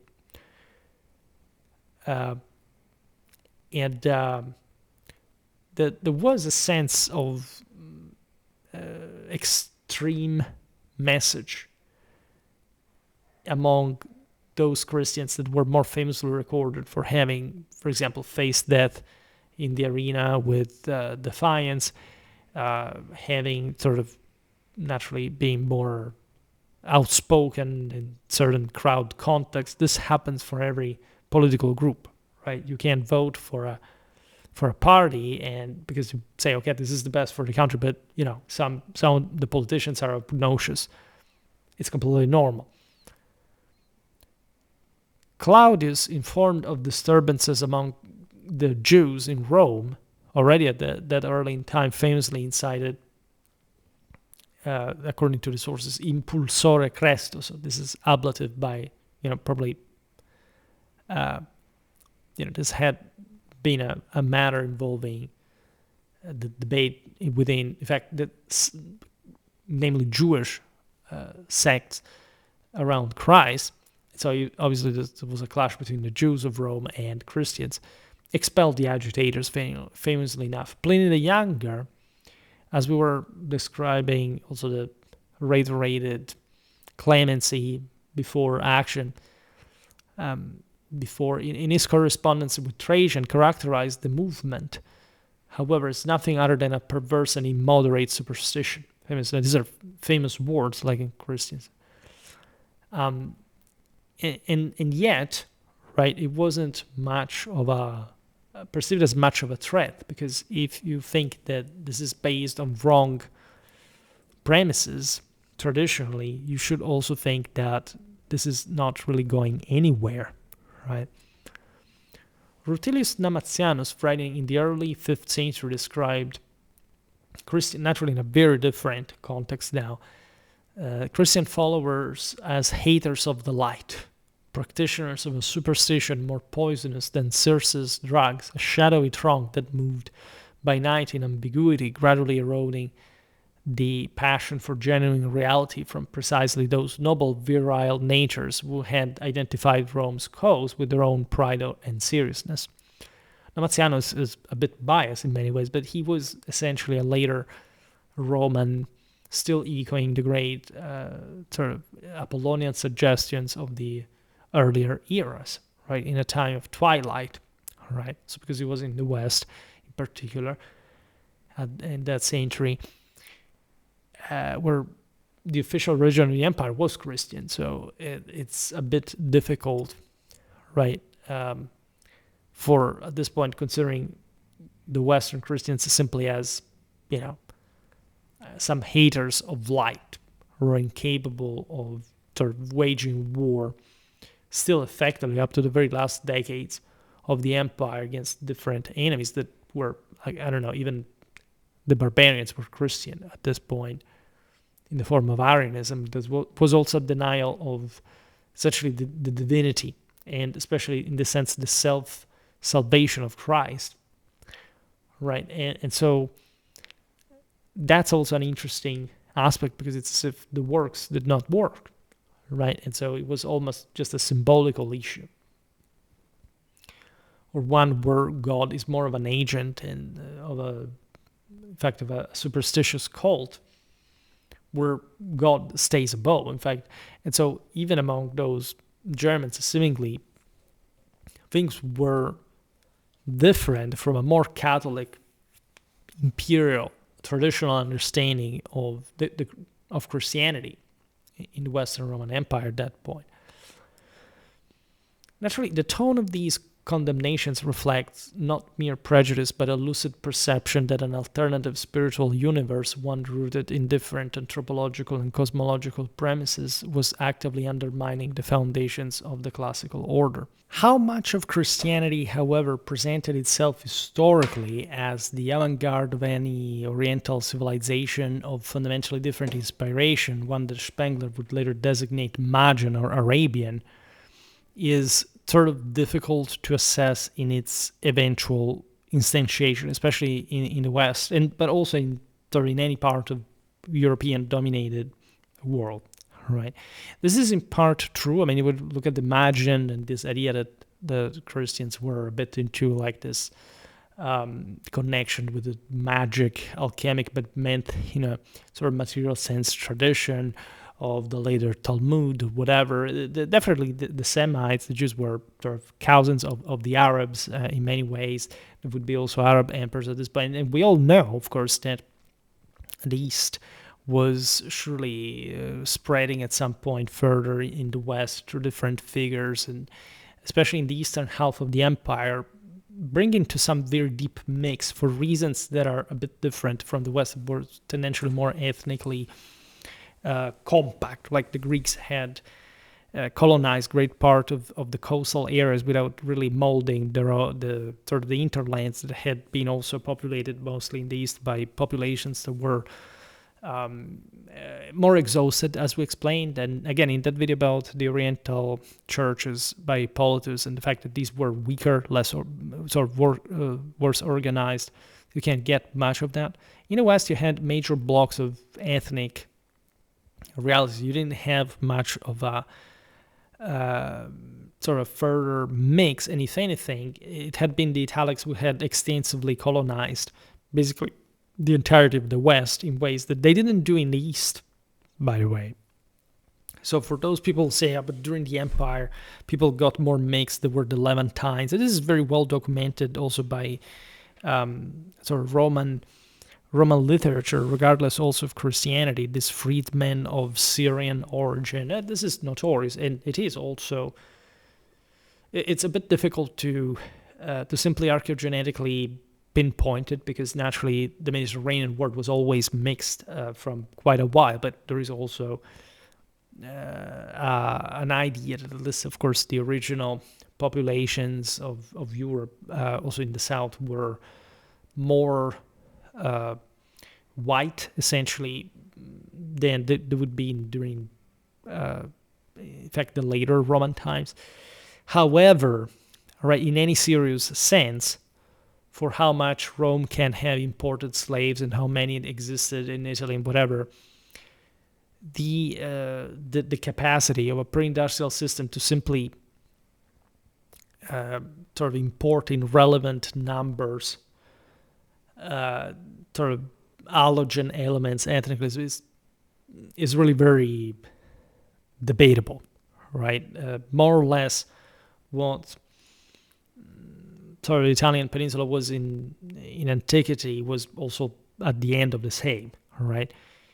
And let's even not talk about the later Germanic migrations that in Italy were the largest, at least in absolute terms, not in relative ones, because Italy was still very strongly populated.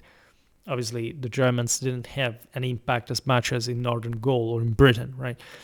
However, again, especially the 19th century obsession, here you see also Spengler between the 19th and 20th, that sort of was speaking of cycles of civilization. So the stressing of the Levantine or the Oriental, of the Magian, of the Arabian, it becomes almost like a trope. It's not much of a quantity. It's more like an archetype, right? Is a standard of spiritual criticism of degradation in a broader sense. Later antiquity was definitely more multicultural than the previous empire, but if you look again at the population genetic pools of various regional hubs, like, it wasn't fundamentally altered in any meaningful sense compared to the previous era either. So there is a lot of confusion at some point in these ideas. For example, Nietzsche believed at some point that Mithras was one of these Oriental, creepy, sort of effeminated deities. And obviously we know that Mithras, regardless of his migration as a Vedic Dioscorus to the Iranian pantheon, was not just Indo-European in sort of in meaning and greater purpose, but in fact, much of this idea of passing from stone to sun to reach the lowest of the lowest, like during the crucifixion, etc., was already there, without mentioning that the Romans themselves had historically, from their Italic background, a very similar concept. And the Sol Invictus is something from archaic Italy as well, not some Eastern import, right? That we have said, oh my God, now the Romans took everything from the East, because now we take all the immigrants from the East, from Africa, whatever. It's not the same thing at all. It's not the same dynamic. And today's one is much more worrying for that matter than it was in the past. But there is this overly comparative obsession about it, because they say, oh, like how it's happening today, it's happening at a time. Not quite, but not in the sense that we want to sort of underestimate the level of ethnic mix in late antiquity, but because the political, spiritual, and religious system was radically different, right? And even if you can find archetypally some similarity in trend, in substance, there is barely much that can be said by saying, Christianity radically altered the spiritual backbone of Europe in a essentially contrary, in an opposite direction towards anything that was believed in an Indo-European legacy. This is not correct. At most, we can speak of a syncresis, right? And not of a contrast. And from the other side, we can speak of a process of degeneration that already happened and brought the necessity of Christianity spreading now in ever more dispossessed masses because of the gradual decline of the empire that was adapting to a different temper, was inherent to the changes of the West, right? You could say, well, but, the West was always exposed to the East, so there was always some kind of sort of contrast between the two, right? Or this kind of gradual mix. Well, this happened from a very long time, telling the truth. Like the sort of Indo-European spirituality was dominant in any case in Europe, but would also remain that later on in temper, in spirit. Again, the Indo-European does not mean merely, again, the various deities that had been sort of created as hypostases in a tribal context from the sort of dispersal of the original conquerors' philosophical, sort of spiritual views. We're talking here overarching universal Catholic narrative that is proper of Christianity and that does not fall outside of the same box containing, at least in the Indo-European world, or even being the same at the same time. So, and here we're talking about such a radically vast array of symbols that you can't simply say, well, okay, well, we can start separating them. It doesn't work. All right. Sort of the image of the Virgin, of the Child, if you look at Friedenbalter, if you look at, aside from the fact that also for whenever we are able to document it, they had already historically been influencing one another. These symbols existed since ever. And the Indo-European cultures had always taken a lot from the broader East in terms of especially material culture, of iconography, symbology. I don't know, think about the battle axe culture. Apparently, those battle axes were used also in the Neolithic Middle East. So now the symbol of Damascus, of Thor's hammer, is actually an axe, as a matter of fact. Is all like, oh my God, it's a Semitic thing, and those Indo-Europeans were not Indo-European. I mean, it doesn't make much sense to begin with. So in my opinion, especially the European dominance of the Mediterranean is undisputed. That even the Arabs later on essentially lorded over from parts like, I don't know, Spain or even civilized countries that had once been part of the Byzantine Empire. Think about Syria, think about Egypt, etc. So it can't be merely a matter of, well, these were just Levantines, right? Or they simply got back what they want. It was all hegemonically dominated by a European preponderance. How do you evaluate, for example, the Byzantine Empire? This, right? It's strange how, for example, there are people who say, "Oh my God, the Orthodox are so traditional, so cool." I'm actually an heathen, but I like Orthodoxy. And so, what did that stem from? If you're so obsessed by races or whatever, like why all of a sudden, surprise, you align with the fringe of anti-Western propaganda because it sounds cool in your ears, when the Byzantine Empire would have been one of the single most multiculturally and ethnically mixed states in all of this, right? It doesn't make any sense. It's just like a fantasy approach to history and reality. So there is definitely this idea, which is shared by the right and if not the atheistic, also the heathenistic right, that Christianity drew the depopulated, materially weakened West into a process of gradual absorption and estrangement from its own classical roots. Again, it's incredibly contentious to to state, right?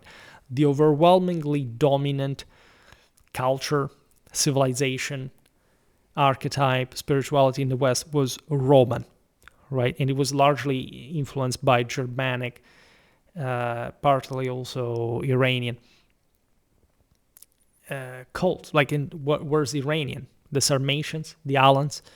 What about Mithras, coming also there from a Persian background? So it seems to me that all this Semitic dominance is not there, and that the most disproportionately developed, affluent, powerful, and Catholically and imperially continuous powers in the West were actually some of the most Christian, right? So the populated, impoverished West, right, actually was mostly in the areas where Christianity spread slightly later.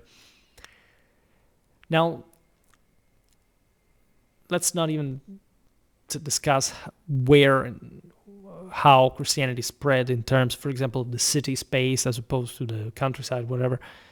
This alienation, because there you should also ask yourself if the majority of people were allegedly quote-unquote pagan, which was never fully the case. They could easily be Christian at the same time by still maintaining sort of those paganistic ideas, all right?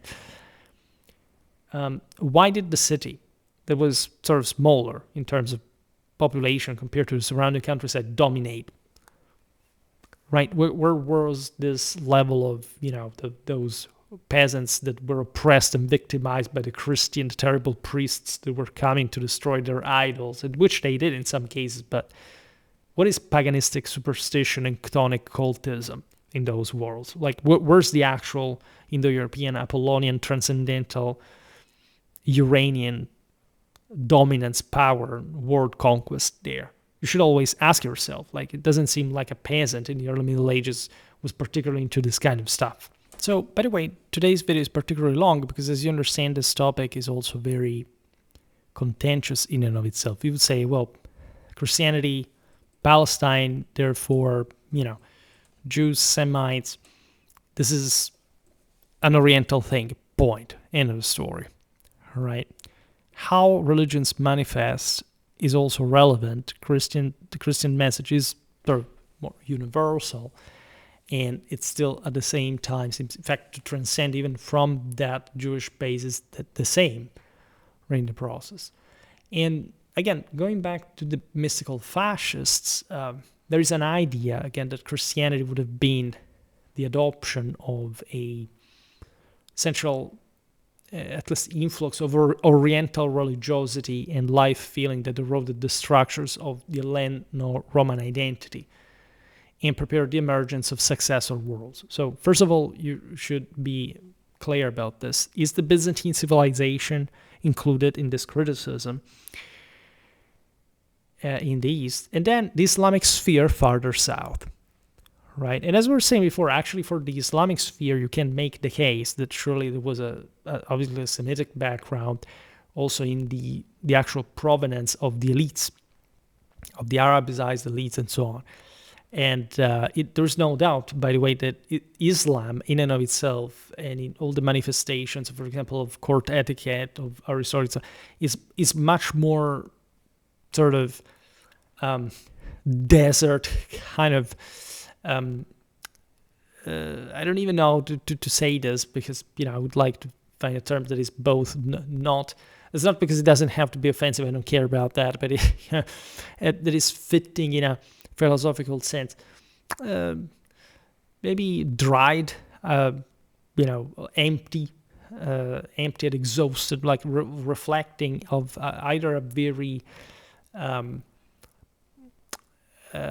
isolated kind of fringe part of the world, because the Arabs had always sort of been there, right, at the fringes of the great civilizations, clashing against one another, and sometimes even very materially based. There are some, for example, levels of etiquette that are almost they have to do with physical appearance and cosmetics. In many ways, it's relatively disgusting, but with some hygienic precautions and so on, that you don't find in the West, where there was a much more sort of standard type of beauty in a way. And so there is an idea that Islam did indeed ride the wave of the dispossessed. After all, the Egyptians opened the gates to the Arabs, right? And those are Egyptians. Egypt is a proper non-European country, to say the least, regardless of sort of the Indo-European conquerors, from the Persians to that also surely came from slightly different backgrounds at a point. The Greeks, the Macedonians, I mean, in particular, and also the Greeks. The Greeks were sort of in classical years already used as mercenaries in Egypt at some point before we think, and the same Romans, right? But it surely was a different thing. The same goes for all the eternally struggling Syria, Palestine, the attempts of Byzantine reconquest, and so on. So as far as that, I actually agree that the level of Islamic attitude towards this world was importantly different, even though Islam, and especially its holy war concept, was straightly deriving from the Iranian one, right, of the Sasanian holy war and so on. So even Islam actually has a lot, at least in some manifestations, especially when you look at the areas that were Persianly dominated, that surely fits some sort of more developed sense of knighthood or whatever. Islam had all this all across the only truth, but right, at least this is a world that develops in contrast with the West in a much more straightforward fashion. During the Empire, it did not quite happen, right? In the Byzantine East, again, how do we want to put this? Like, they were Christian, most Christian, not then necessarily others, but in what does this mean? Right, I would stress more the Catholicism of it and the way, as we said before, to imperial power. Namely, how successful were these civilizations in the end, right, compared to the Latin Germanic, but in the sense Catholic Christian one, all right? Not very successful at the end of the day. So simply claiming that also Christian Rome would be a major symbol of Orientalism, right? Byzantine Ravenna or the Adriatic, or even the later Arab domination of Sicily as a simple consequence of Christianity arriving to undermine the West, is a bit complicated. I think it's much easier to see that after each great cycle, specifically the Roman one here, there would be a further fragmentation that other peoples exploited. And it's not like, in fact, the Arab domination of Sicily was anything particularly impacting the broader rest of Europe or Western identity.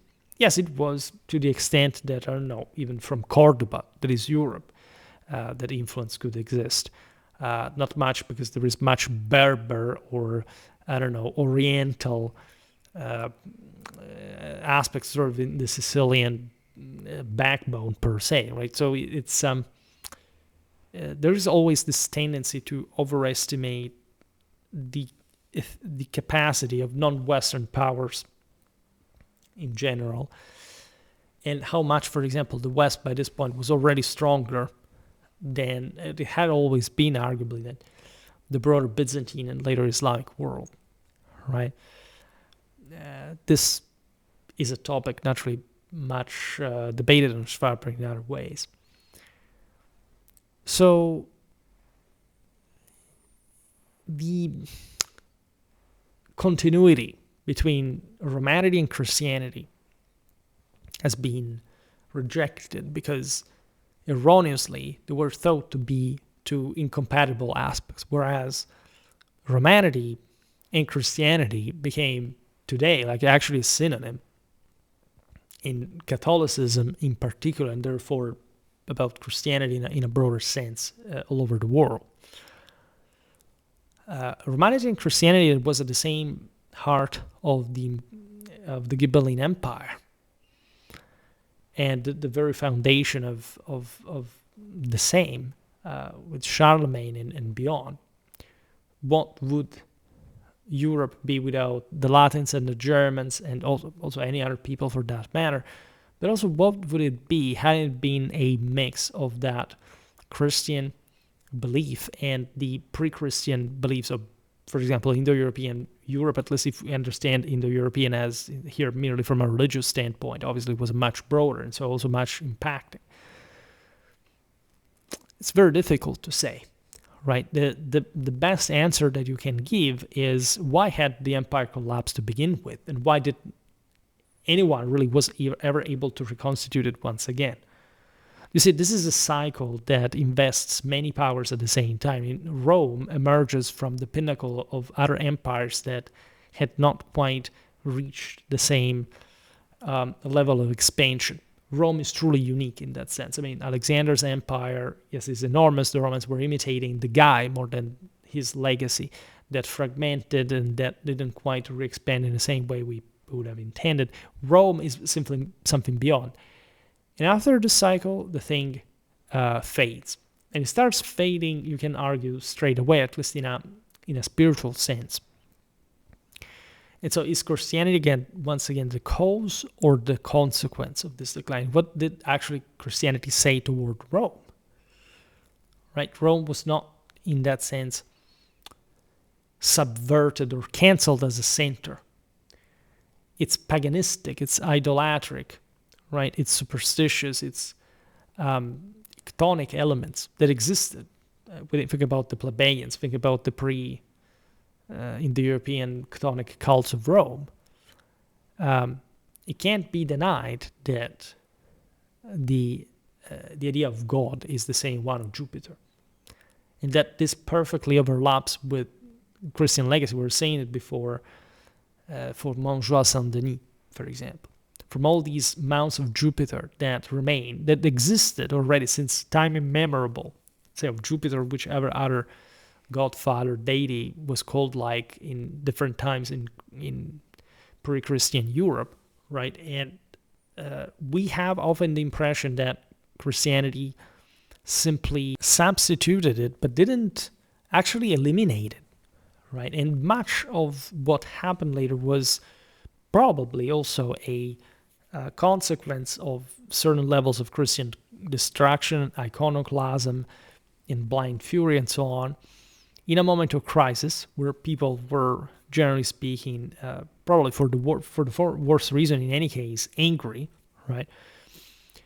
But that was simply forgotten at a point, right? The ritual practices, the way this had also historically developed, it's like saying, imagine if this had been said at a level of, I don't know, when the Romans arrived to conquer Gaul, bad Romans.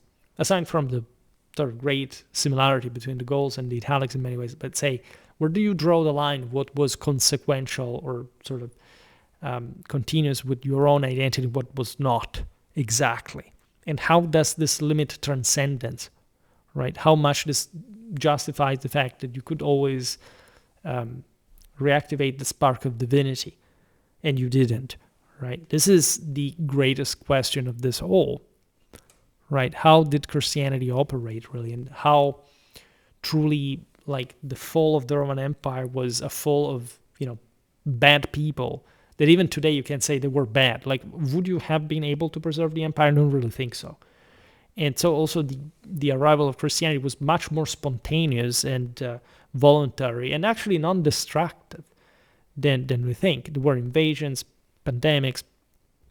The ancient world naturally was prosperous and big and enormous in many ways, but it wasn't even this overwhelmingly rich in strictly qualitative terms, say, compared to the Middle Ages. And we know how easily things can disappear, right? Romanity dots Europe in an overwhelmingly monumental fashion. Nobody ever took that away. Like our entire Western civilization in the Middle Ages, straight away, the same Christianity, like, embraced all the symbolism, the power, the styles of the classical world, and throughout the modern contemporary era. This was never sort of obscured, if not by ignorance, where you can't find religious fanatism also, but it was already the product of a decline, of a collapse. This happened to many civilizations. Where are all the great civilizations of the past? Right? In many ways, they live into our own. But if we complain about the fact that at some point they collapsed. Well, look at the entire Eurasia. This didn't really happen because of Christianity. Another way of seeing this is how unique was Christianity in this, right? What didn't the same exact social-cultural dynamics kind of happen across the entire Eurasia? If Christianity or its Jewish roots were so evil, why did this not eventually create, I don't know, a hellhole of nothingness? Which definitely in the Middle Ages weren't, as they were actually, in fact, one of the most brutally and traumatically overly advanced civilizations in the history of mankind. It's a bit sort of complicated to explain in that fashion. And so why Romanity and Christianity are two different things? What we have is a syncresis, and an unavoidable one, because Romanity had also risen to the absolute metaphysical ethnicity of the empire. And so Christianity, that supported the empire, by the way, embraced that as well, right? And Rome remained the holiest city in the world. And so also the notion, for example, that there would be a transfer of the imperial capital of Constantinople. The capital of the Roman Empire always remained, all the time, exclusively and unavoidably Rome.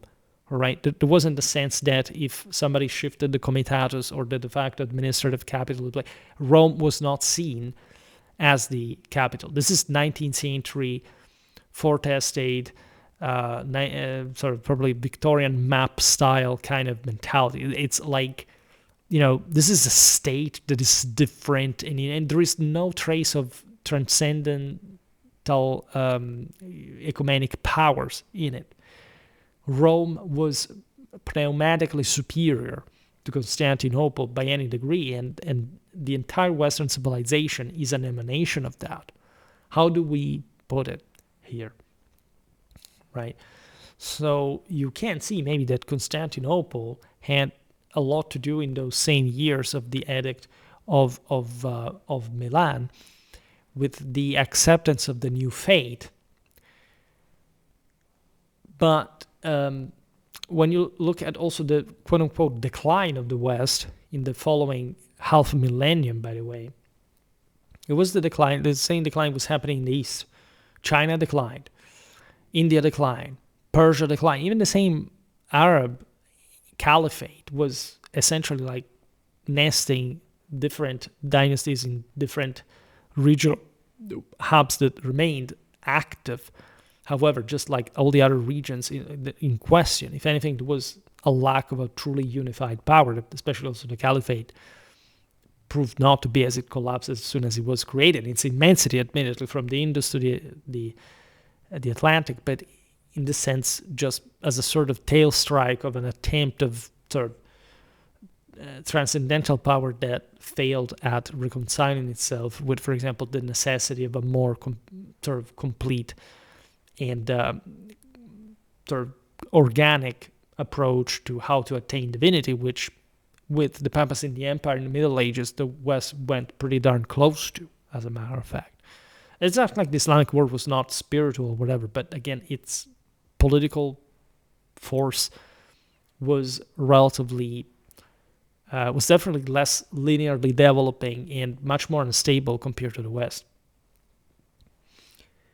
That took its time, but was much better seated, right? And in many ways also was very advanced at the same time. It's like the golden age of Islam, other topic that we never really quite discussed. But how much of a golden age was that, right? This is not simply saying, okay, we're right-wingers, we have to say that Islam is fundamentally bad.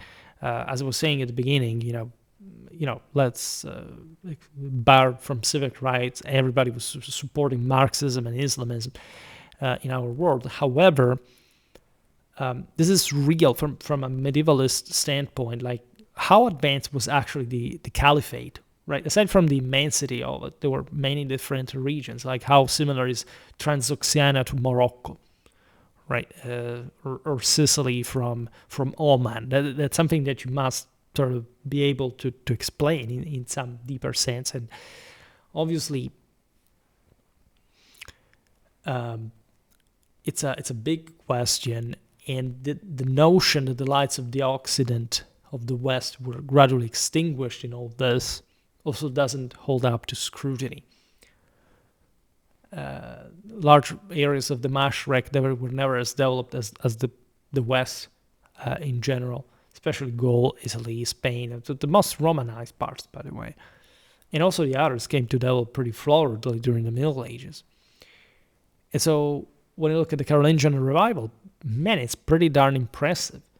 I mean, it's a power stretching from Brittany to Serbia, basically, and to from the Spanish Mark to the Baltic. So it encompasses the same Rome and the heartland of Frankish power, from which, like, the greatest power in Europe in absolute terms was stemmed during the Middle Ages. So it's basically an incredibly well put together system, right? Gaul and Italy alone had by far the greatest power in the West in terms of wealth of people and of level of civilizational advancement. Are we simply not considering them? So today I wanted to make a single video, but I think we're going to end up making way more because this is such a huge topic and we have still to talk about. I don't know how I'm going to title this because I said at the beginning that this is about Neoplatonism, we didn't talk about Neoplatonism for that matter, and that also was a great element in the debate here. But we'll probably see this in another couple of videos or another video. I don't know. This one is fairly long the way it is already by itself, so 2 hours can do. Also because I don't necessarily plan this video to blow up, but being a in theory a weekend special, it's given the controversial topics, it's going to be hyper-clicked or whatever. So I hope that we clarified some aspects of this, and these are big topics. You can't just be 100%. It's contentious with economic data, right? Imagine with moral ones, right? The moral ones should be easier to get, and I think that here we're getting something fairly accurate. And I'm not aware of any other channel that basically talks about this and sort of makes the same kind of assessment, right? It's very easy to say, okay, Levantine things, and then, but why did some of these places were actually the most developed of all? It's complicated, and there you have to understand the survival of an imperial Catholic power that was going on also from millennia, like what we mean imperial Catholic power. But in any case, for today, I stop it here. We will continue this again some other time. I still have to understand when precisely. I just hope that you enjoyed this video. If you did, please share it. Otherwise, leave a like or subscribe to my channel if you're interested in my upcoming content. As always, I thank you heartily for listening to me. I wish you a nice time and see you next time. Bye.